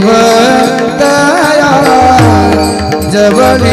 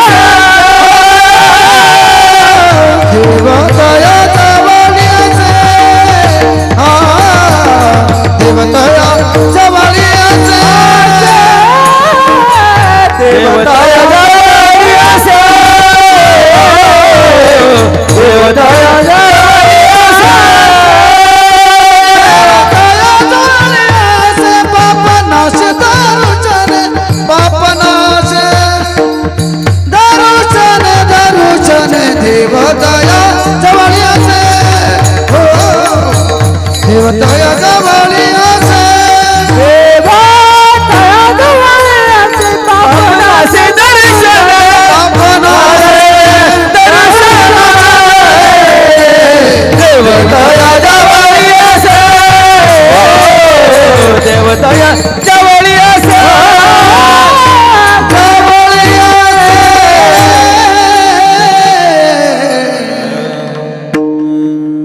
देवतया जवळे असे पापणासे दर्शने. भगवंत जर आपल्या जवळ असं वाटत असेल तुम्हाला तर आपण सर्वांनी काय केलं पाहिजे, नामस्मरण केलं पाहिजे. नामस्मरणाशिवाय भगवंत आपल्या अंतकरणामध्ये राहणार नाही. पुन्हा पुन्हा त्याला आठवावं लागतं. किती वेळा आठवावं, किती वेळा आठवावं आहे ना, पुन्हा पुन्हा. आपण जर पाहिलं योगी लोक असतात, योगी लोक तपश्चर्या करण्यासाठी कुठं जातात, जंगलामध्ये जातात. जंगलामध्ये गेल्यानंतर ते नामस्मरण नाही करत, ते काय करतात, अहम सोहम जो काही श्वास आहे त्याच्यावरती नियंत्रण करतात. त्याच्यावरती नियंत्रण केल्यानंतर किती वर्ष करावं लागतं, 12 वर्ष. किती, 12 वर्ष तपश्चर्या करतात. पण ते असं नाही की बाबा कंबर बिंबर बांधून फेटा बिटा बांधून अशी तपश्चर्या नाही, खाली चादर हातरून असे गायक लोक सगळे अशी तपश्चर्या असते महाराज. तपश्चर्या कशी असते? एका पाया उभं, दोन्ही हात वरती, लोंगोटीवरती, अशी तपश्चर्या करतात. आणि त्यावेळेस जाऊन त्यांना कोण होतो? भगवंताची अनुभूती येते, भगवंताचा साक्षात्कार होतो. आपल्याला एवढं कठीण सांगितलंय का? सांगितलंय का? सोपं आहे ना. काय करायचं? फक्त नामस्मरण करायचं आहे. दोन्ही हातांनी टाळी वाजवायची आहे आणि मोठ्याने विठोबा रखुमाई, विठोबा रखुमाई, विठोबा रखुमाई, विठोबा रखुमाई, विठोबा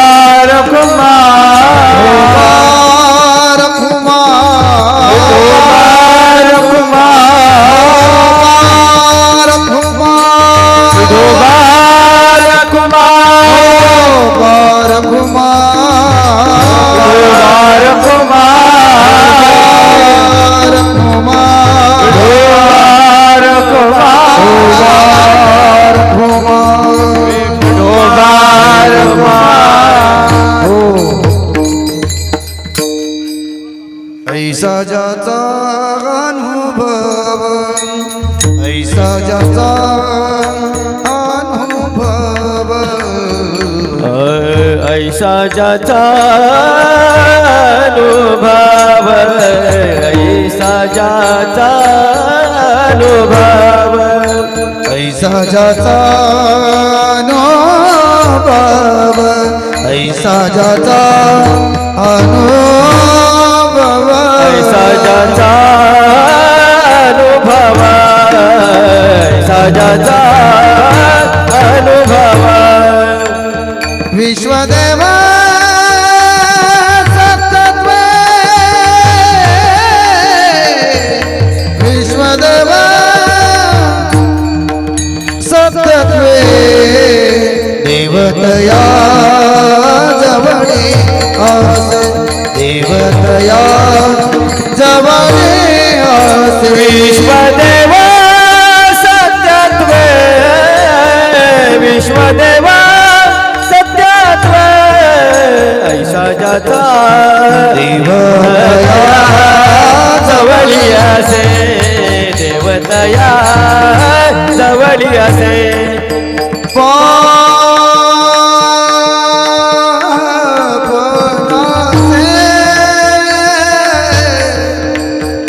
दर्शने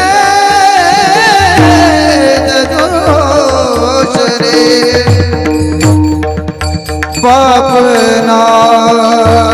पापनासे, दर्शने दर्शने दर्शने दर्शने दर्शने पापना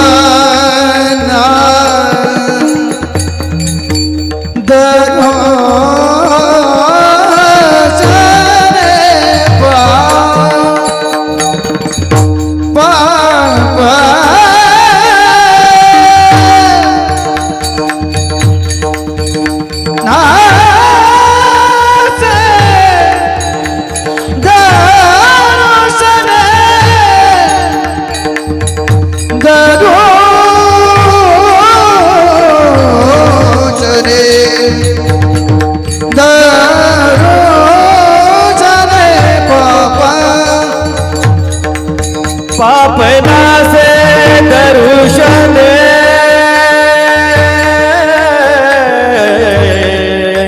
पापनासे दर्शने, पापनासे दर्शने.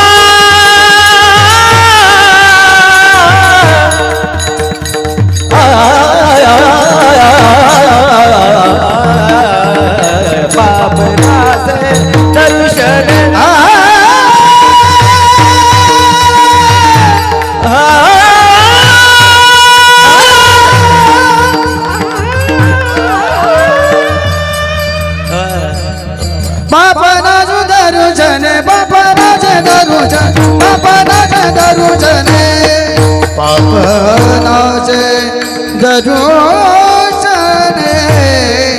देवतया जबली असे जबली असे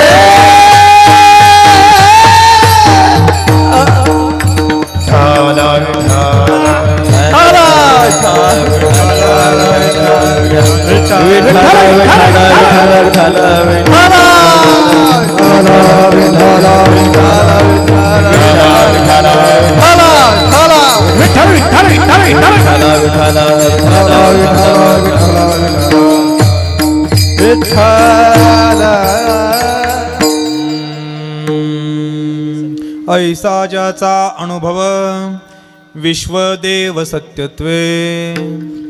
आपण पाहत आलो की संतांची अनुभूती आहे. जो कोण भगवंत आहे, परमात्मा आहे, तो कोणत्याही मूर्तीमध्ये असू दे, पण तो स्वरूपाने संपूर्ण विश्वामध्ये कसा आहे, व्यापून आहे. असा एकमेव भगवंत आहे की तो चर्य आहे आणि आचर्य आहे. या सगळ्या सृष्टीमध्ये व्यापून असतानाही त्याची अनुभूती सांगत असताना आणि तिसऱ्या चरणामध्ये जगद्गुरु तुकोबरे ज्या अर्थी वर्णन करत आहेत, कामा क्रोधा नाही चाली झाली भूती समता. आपण पाहतो ज्यावेळेस आपली पंढरीची वारी चालती त्यावेळेस अनेक वारकरी आपल्याला दिसतात.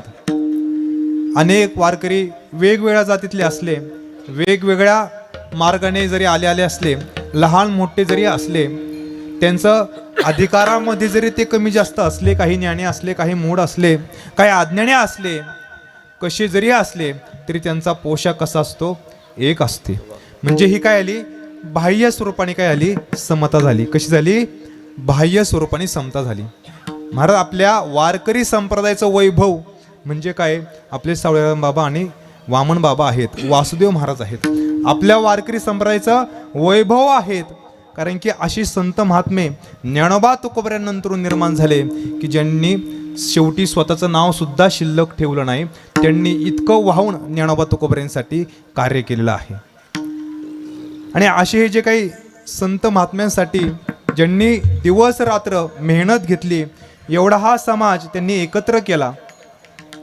आपला हा सगळा समाज कोकण प्रांतामध्ये जे काही महात्म्यांनी एकत्र केला, आज पंढरीच्या वाटेवरती असताना मग तो संपूर्ण महाराष्ट्र येथे येत नाही. तो एवढंच काय, तो आजूबाजूचे काही जिल्हे आहेत त्या प्रत्येक जिल्ह्यामधून, प्रत्येक राज्यामधून, नवे नवे परदेशामधनं सुद्धा जे काही वारकरी येतात, त्या वारकरी जे आल्यानंतर ते बाह्य रूपाने एकसारखा पोशाख घालतात.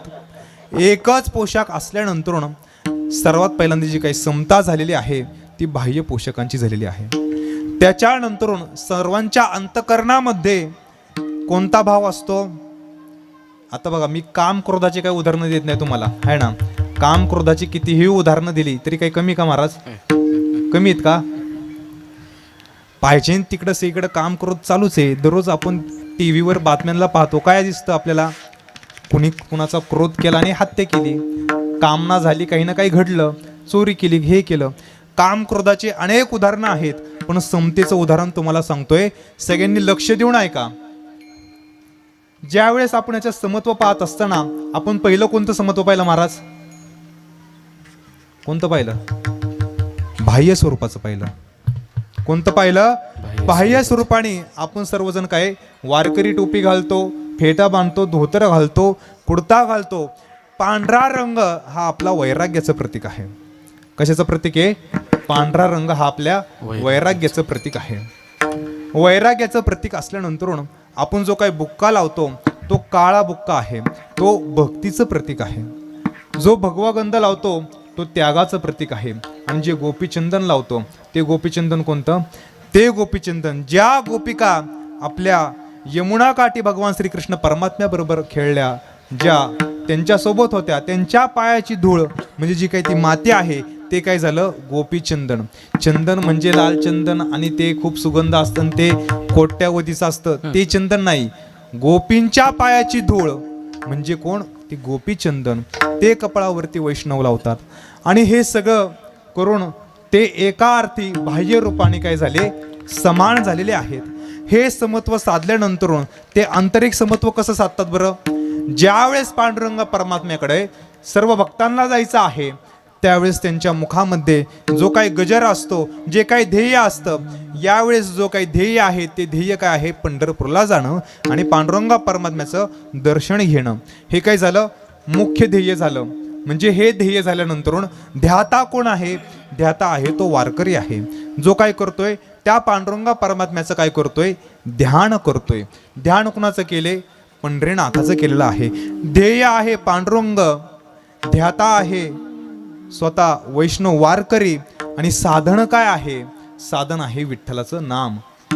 आणखीन सोपं सांगायचं म्हटलं तर साध्य आहे विठ्ठल, साधन आहे नाम आणि साधक आहे वारकरी. ही त्रिपुटी आहे. ही त्रिपुटी ज्यावेळेस जो वारकरी पंढरीच्या वाटेवरती चालतो त्यावेळेस त्याच्या अंतकरणामध्ये विठ्ठल नामाचं स्मरण होत असतं. एकमेव स्मरण झाल्यामुळं जे काय वारकरी आहेत त्या प्रत्येक वारकऱ्याच्या मनामध्ये काय, विठ्ठलाच्या नावाचं स्मरण आहे. विठ्ठलाच्या नावाचं स्मरण सगळेजण करत आहेत. सगळ्यांना जायचं कुठं आहे, लाखो वारकरी आहेत. सगळ्यांचं ध्येय एकच आहे, साध्य एकच आहे, तो विटेवरती उभा असलेला पांडुरंग परमात्मा. आणि सगळ्यांचं साधन सुद्धा एकच आहे, ते म्हणजे विठ्ठल नाम. हे सगळं घेऊन ज्यावेळेस तो वारकरी पंढरपूरमध्ये प्रवेश करतो, त्या पांडुरंग परमात्म्याच्या मूर्तीपाशी जाऊन उभा राहतो ना, त्या पाहता क्षणी ही त्रिपुटी नाहीशी होती. काय होती, ही त्रिपुटी नाहीशी होती. तो जो काही साधक असतो, जे काही साधन असतं आणि जे काही साध्य असतं ते एक स्वरूप होतं, ऐक्य होतं. त्या ठिकाणी कोणताच भेद राहत नाही. जी काही सायुज्यता मुक्ती सांगितलेली आहे, भगवंत आणि भक्त हे एकरूप होतात. दोघांमध्ये यतकिंचित सुद्धा भेद राहत नाही. दोन्ही एकरूप झाल्यामुळं त्या ठिकाणी समत्व साधलं जातं. समत्व साधल्यानंतर जे अद्वैत तत्वामध्ये सांगितलेलं आहे की अद्वैतामध्ये भक्तीच केली जात नाही. ज्या ठिकाणी समानता आहे त्या ठिकाणी भक्ती होतच नाही. पण आपले वारकरी भक्ती कशी काय उपभोगतात, तर त्या ठिकाणी ज्ञानोबरांनी सांगितलेला जो काही चिदविलास आहे, जे या चैतन्याचं संपूर्ण विलास आहे, जे संपूर्ण विश्व चैतन्य आपल्याला दिसत आहे, हेच एकमेव हे संपूर्ण विश्वामध्ये आहे. हे संपूर्ण अधिष्ठान कुणाचं आहे, तर त्या परमात्म्याचंच अधिष्ठान आहे. संपूर्ण जी काही डोळ्यांनी दिसणारी सृष्टी ही जरी मिथ्या असली तरी या संपूर्ण सृष्टीला अधिष्ठान हे परमात्म्याचं आहे. त्यामुळे ही सृष्टी सुद्धा कशी झाली, ही सृष्टी सुद्धा भगवत स्वरूप झाली. त्यामुळं संपूर्ण सृष्टीमध्ये आपल्याला काय दिसतं, तर एकमेव परमात्मा दिसतो. त्या ठिकाणी जर भगवंत प्रत्येकामध्ये जर आपल्याला दिसला, मग तो लहान असो मोठा असू दे, कसाही असू दे, पण त्याच्या ठिकाणी आपल्याला काय दिसतो, भगवंत दिसतो. त्याच्या ठिकाणी आपल्याला भगवंताची अनुभूती येते. ज्याला भगवंतच दिसत नाही तो वारकरीच नाही. काय, ज्याला भगवंत स्वरूपच दिसत नाही, बघा ज्ञानाच्या अधिकाराने कमी असणं, काय असणं, ज्ञानाच्या अधिकाराने कमी असणं, एखाद्याला गाता येत नसणं, अधिकार कमी असणं, एखाद्याला चांगलं वाजवता येत नसणं महाराज, पण अधिकाराने कमी असणं. पण जर त्याला भगवंत त्याच्यामध्ये दिसत नाही तर तो वारकरीच नाही. त्याला वारकरीच म्हणू नये. आणि जरी तो घेऊन मिरवत असन तर त्याच्यासारखं पाप जर कोण करत नसन. जर आपण पाहिलं, ही जी काही संतांनी अनुभूती आपल्याला सांगितलेली आहे ती जर आपण अंतकरणामध्ये धारण केली नाही, आपल्या मनामध्ये आपण ज्यावेळेस विचार करतो, बघा आपण या संपूर्ण विश्वामध्ये ज्यावेळेस आपण वावरतो फिरतो, अनेक लोक भेटतात, अनेक आपली काय करतात, क्रोध करतात, काही मत्सर करतात, वेगवेगळ्या प्रत्येकाचे. दररोज एक काही बाया असतात 5-5 वर्ष शेजारच्या बाईशी बोलत नाही. काय किती वर्ष, 5-5 वर्ष, आणि म्हणते मी तिचं तोंडच पाहत नाही. काय म्हणते, पण सकाळी उठल्या पहिलं तिचं तोंड पाहते, ती पाहते का नाही. हे काय असतं, क्रोध आहे ना. क्रोध असा आहे की मनामध्ये नेहमी आहे, बोलायचं नाही, पण तिचा चेहरा पाहिल्याशिवाय दिवस जात नाही. असला कसला क्रोध, इतका मत्सर अंतकरणामध्ये भरून आहे. किती कामना आहे, कितीही प्राप्त झाल्यानंतर आपल्याला सर्वांना माहिती आहे एक दिवस सगळं ठेवून जायचंय, तरी माणूस थांबलाय का, तरी मिळवतोयच. कामना काही संपणार आहे का, संपत नाही. एवढे काम क्रोध मोठे आहे. ज्ञानोबराय म्हणतात जे दैव असुर गुण जो योग आहे त्यामध्ये ज्ञानोबरायांनी सांगितले 21 दैवगुण सांगितलेले आहेत आणि 6 विकार सांगितलेले आहेत. जे काम क्रोध 21 जे काही देवगुण आहेत ना ते जरी प्राप्त केले, पण हे जर 6 सहा मधला एक जरी गुण आपल्यामध्ये राहिला, म्हणजे विकार एक जरी विकार राहिला तरी तो एक विकार संपूर्ण सृष्टी खातो. एवढंच काही संपूर्ण विश्व, संपूर्ण ब्रह्मांड एक विकार खातो. एखादा श्रीमंत असन, जगातला सर्वात श्रीमंत आहे, किती संपत्ती कमवल्यानंतर त्याला काय वाटतं, आपण शेवटपर्यंत जगातलं सर्वात श्रीमंत राहावं. पण तो राहू शकतो का? पहिला बिल गेट होता, आहे ना, त्याच्यानंतर आता पुन्हा इलॉन मस्क आला, तो श्रीमंत झाला. पहिला श्रीमंत राहिला का मनुष्य? नाही राहिला. का नाही राहिला? कितीही त्यांनी कामना केली, कितीही इच्छा व्यक्त केली तरी तो आयुष्यभर श्रीमंत राहू शकत नाही. संपूर्ण कामना ही संपूर्ण विश्व खाऊन टाकण. जसा अनेक हिटलर होते, संपूर्ण विश्व जिंकायला निघाला होता. सिकंदर होता, संपूर्ण स्वतःच्या शक्तीवरती, ताकदीवरती संपूर्ण सृष्टी ताब्यात घ्यायला निघालेले होते. कामना कितीही केली तरी ती पूर्ण होत नाही. विकार असे आहेत, हे संपूर्ण आयुष्य खाऊन टाकण तरी ते पूर्ण होणार नाहीत. त्यामुळे संत म्हणतात, विकार सोडून आपण ज्यावेळेस भगवंताचं आपण नामस्मरण करू, भगवंताला शरण जाऊ, त्यावेळेस संपूर्ण सृष्टी आपल्याला समान दिसन. सहजच आपली कामना आणि क्रोधही नाहीशी होतील. त्या अभंगाच्या 3ऱ्या चरणामध्ये काम क्रोधा नाही चाले, काम क्रोधा नाही चाले, काम क्रोध नाही चाले, काम क्रोध नाही चाले, काम क्रोधा नाही चाले, काम क्रोधा नाही चाले, काम क्रोधा नाही चाले, काम क्रोध नाही चाले, काम क्रोधा नाही चाले, काम क्रोधा नाही चाले. भूते झाली समता, भूते झाली समता, देवता या जवळी असे, देवता या जवळी असे. भूते झाली समता, भूते झाली समता, देवता या जवळी असे, देवता या जवळी असे. नाही चाली, भूती झाली समता, भूती झाली समता, देवता या जवळी आले. भूती झाली समता, भूती झाली समता, भूती झाली समता.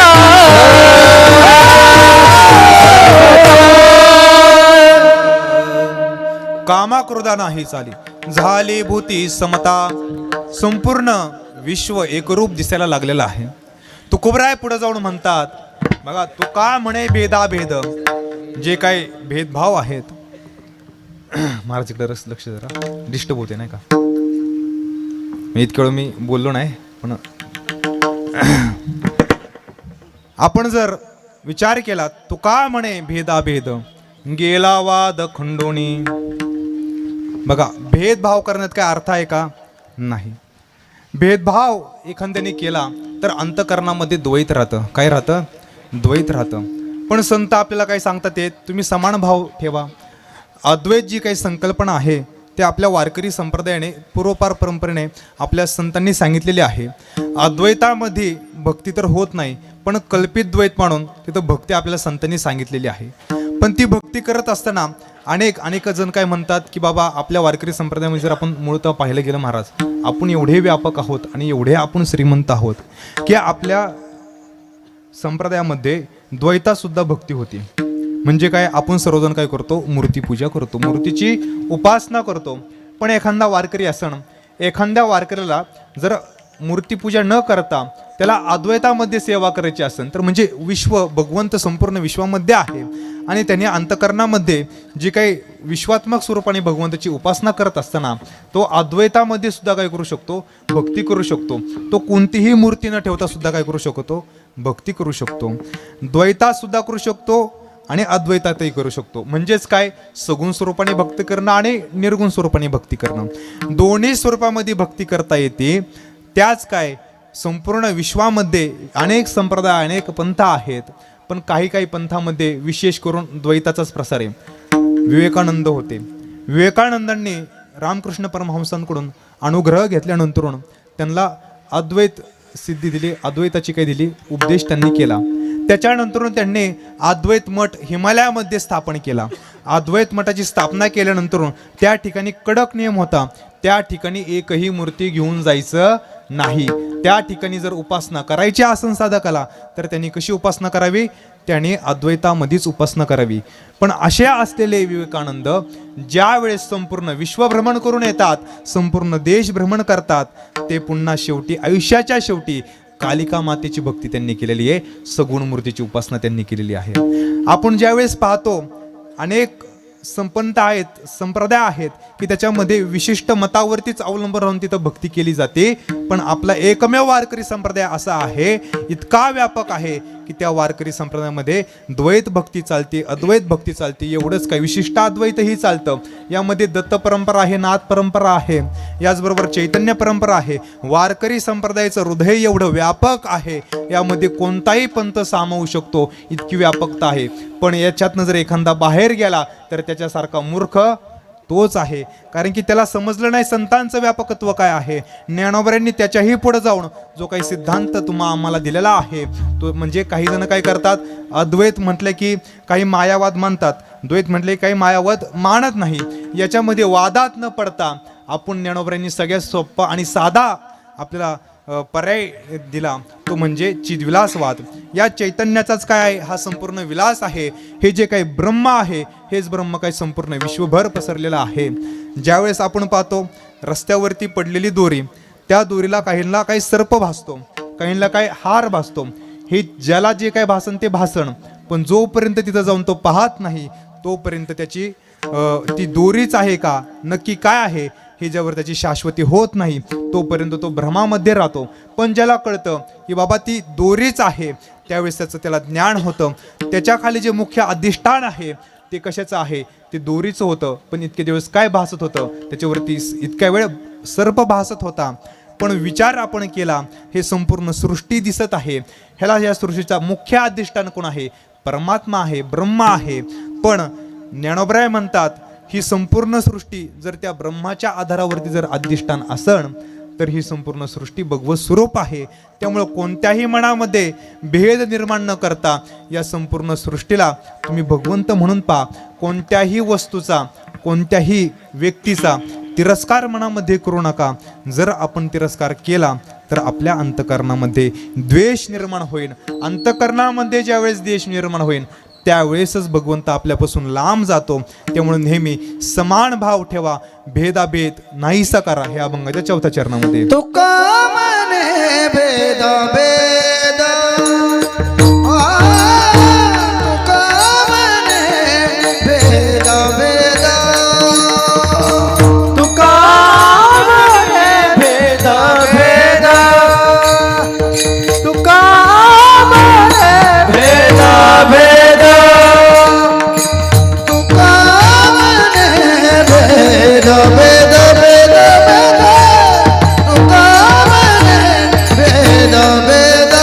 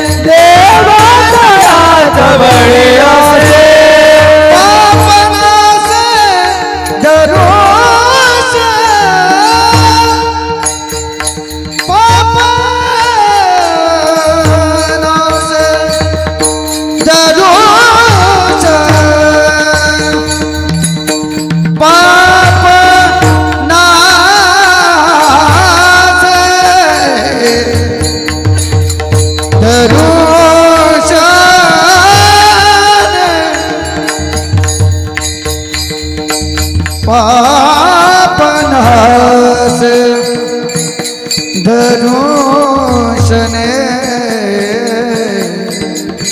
पाप अपना से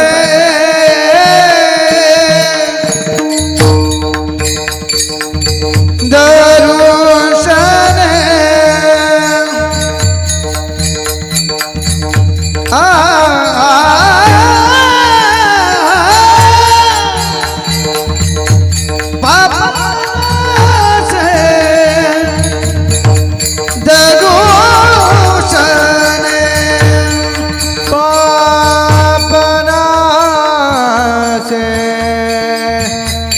दर्शने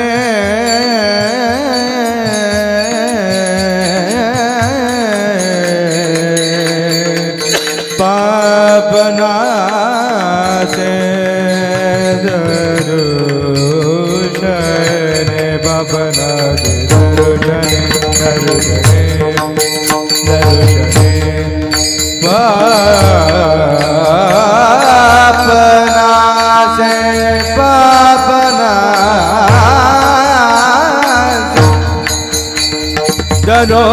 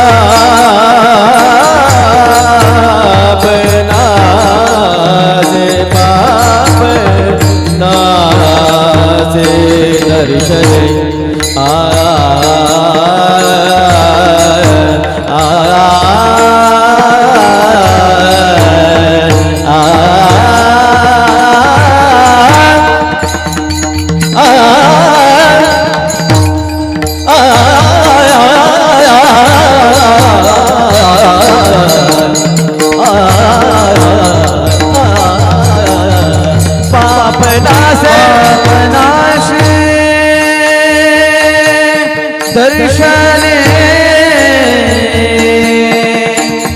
दर्शने दर्शने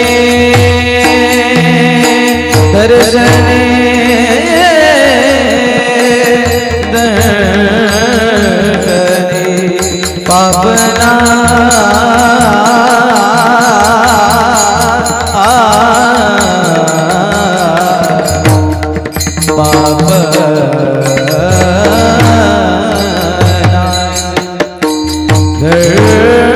दर्शने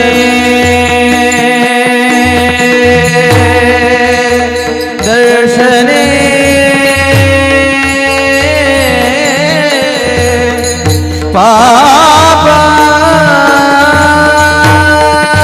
पापना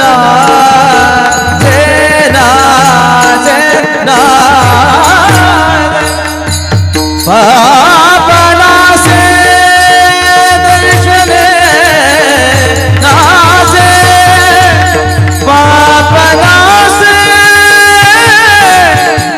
पाप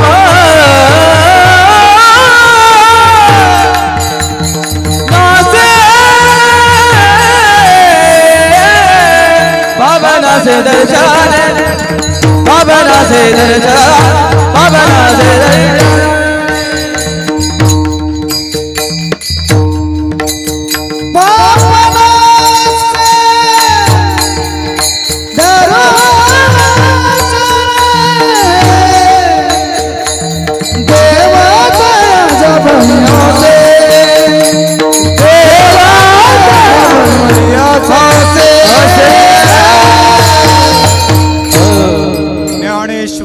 माऊली ज्ञानराज माऊली तुकाराम ज्ञानेश्वर माऊली ज्ञानराज माऊली तुकाराम माऊली ज्ञानराज माऊली ज्ञानेश्वर माऊली ज्ञानराज माऊली तुकाराम ज्ञानेश्वर ज्ञानेश्वर ज्ञानेश्वर माऊली ज्ञानेश्वर ज्ञानेश्वर ज्ञानेश्वर माऊली ज्ञानराज माऊली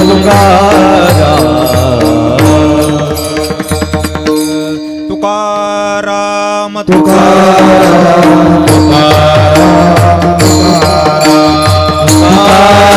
ताळी ताळी हा तुकाराम तुकाराम तुकाराम तुकाराम तुकाराम तुकाराम तुकाराम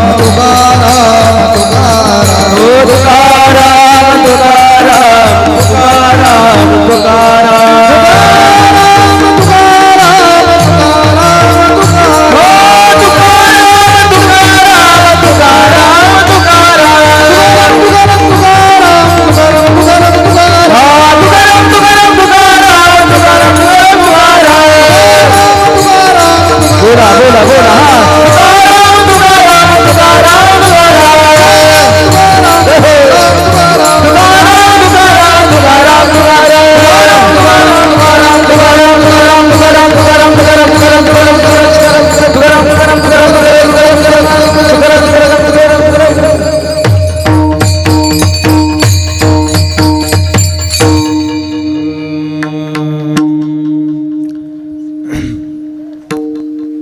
झालेली कीर्तन सेवा थांबवण्यापूर्वी सांगायची गोष्ट अशी,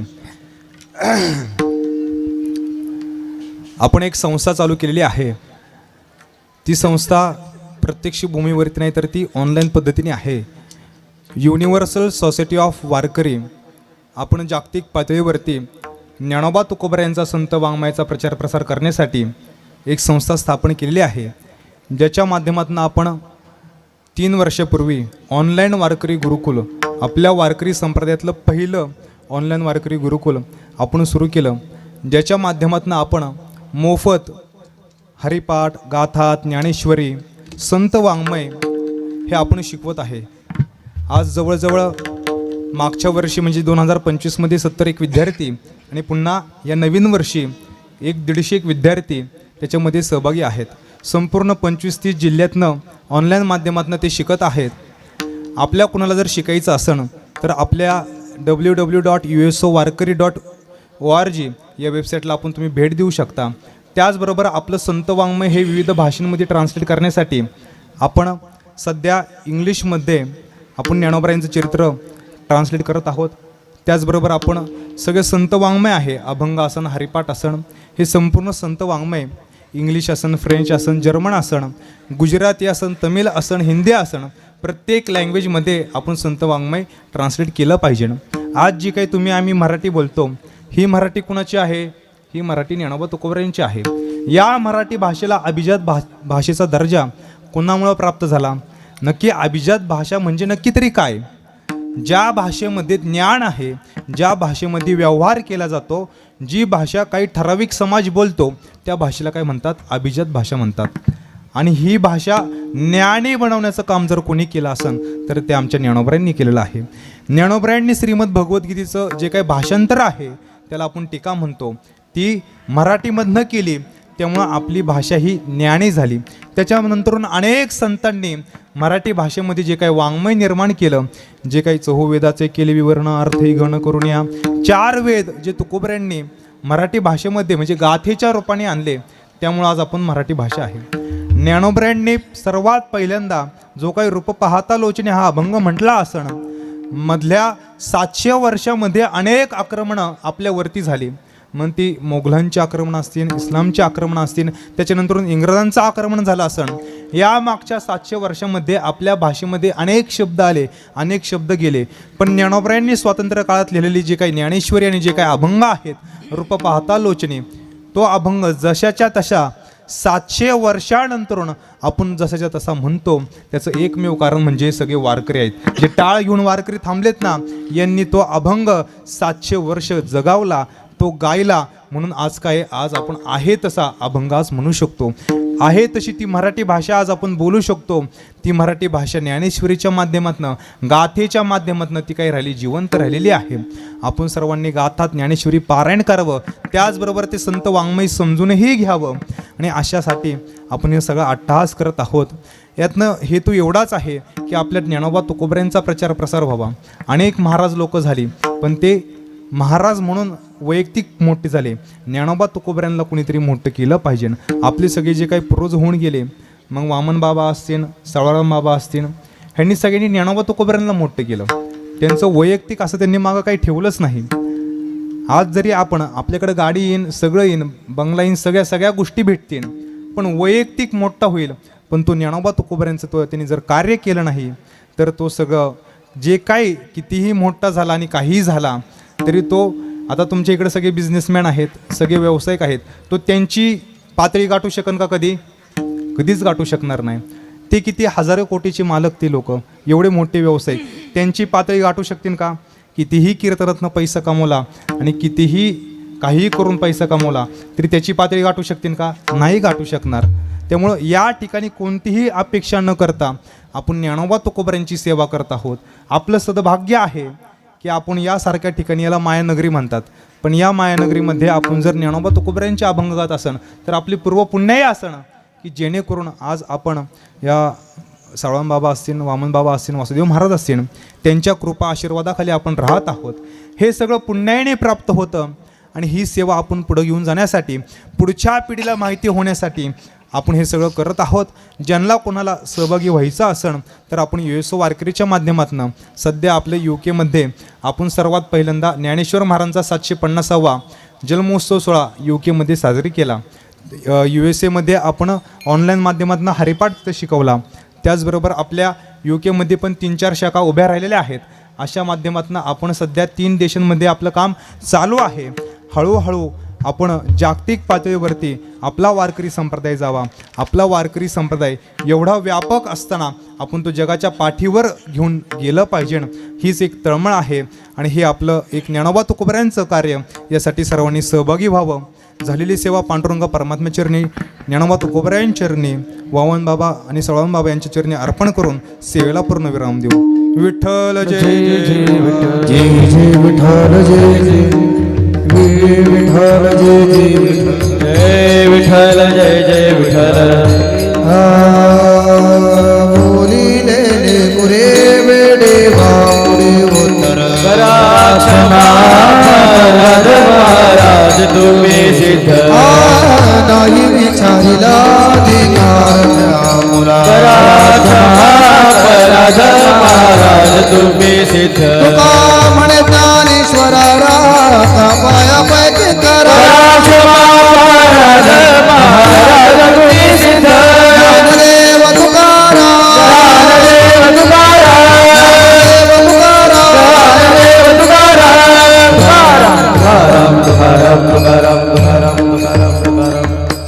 पुंडली गोवर्धा हरि विठ्ठल श्री ज्ञानदेव तुकाराम. पंढरीनाथ भगवान की जय. माऊली ज्ञानेश्वर महाराज की जय. जगद्गुरु संत तुकाराम महाराज, सद्गुरु वामन बाबा महाराज, सद्गुरु सावळाराम बाबा महाराज, गुरुवर्य वासुदेव महाराज, सब संतन की जय. वेशी माता की जय.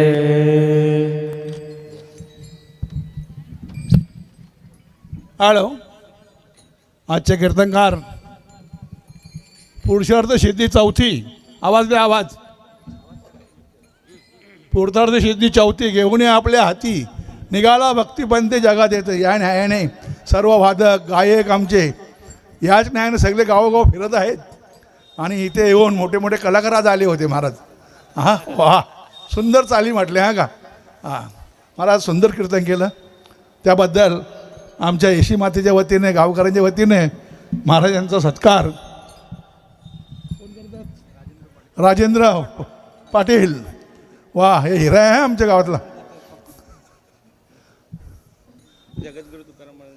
हां, तुकाराम महाराजांची मूर्ती त्याचा स्वीकार करावा. तुम्हाला बोलायचं आहे का? हां करा ना.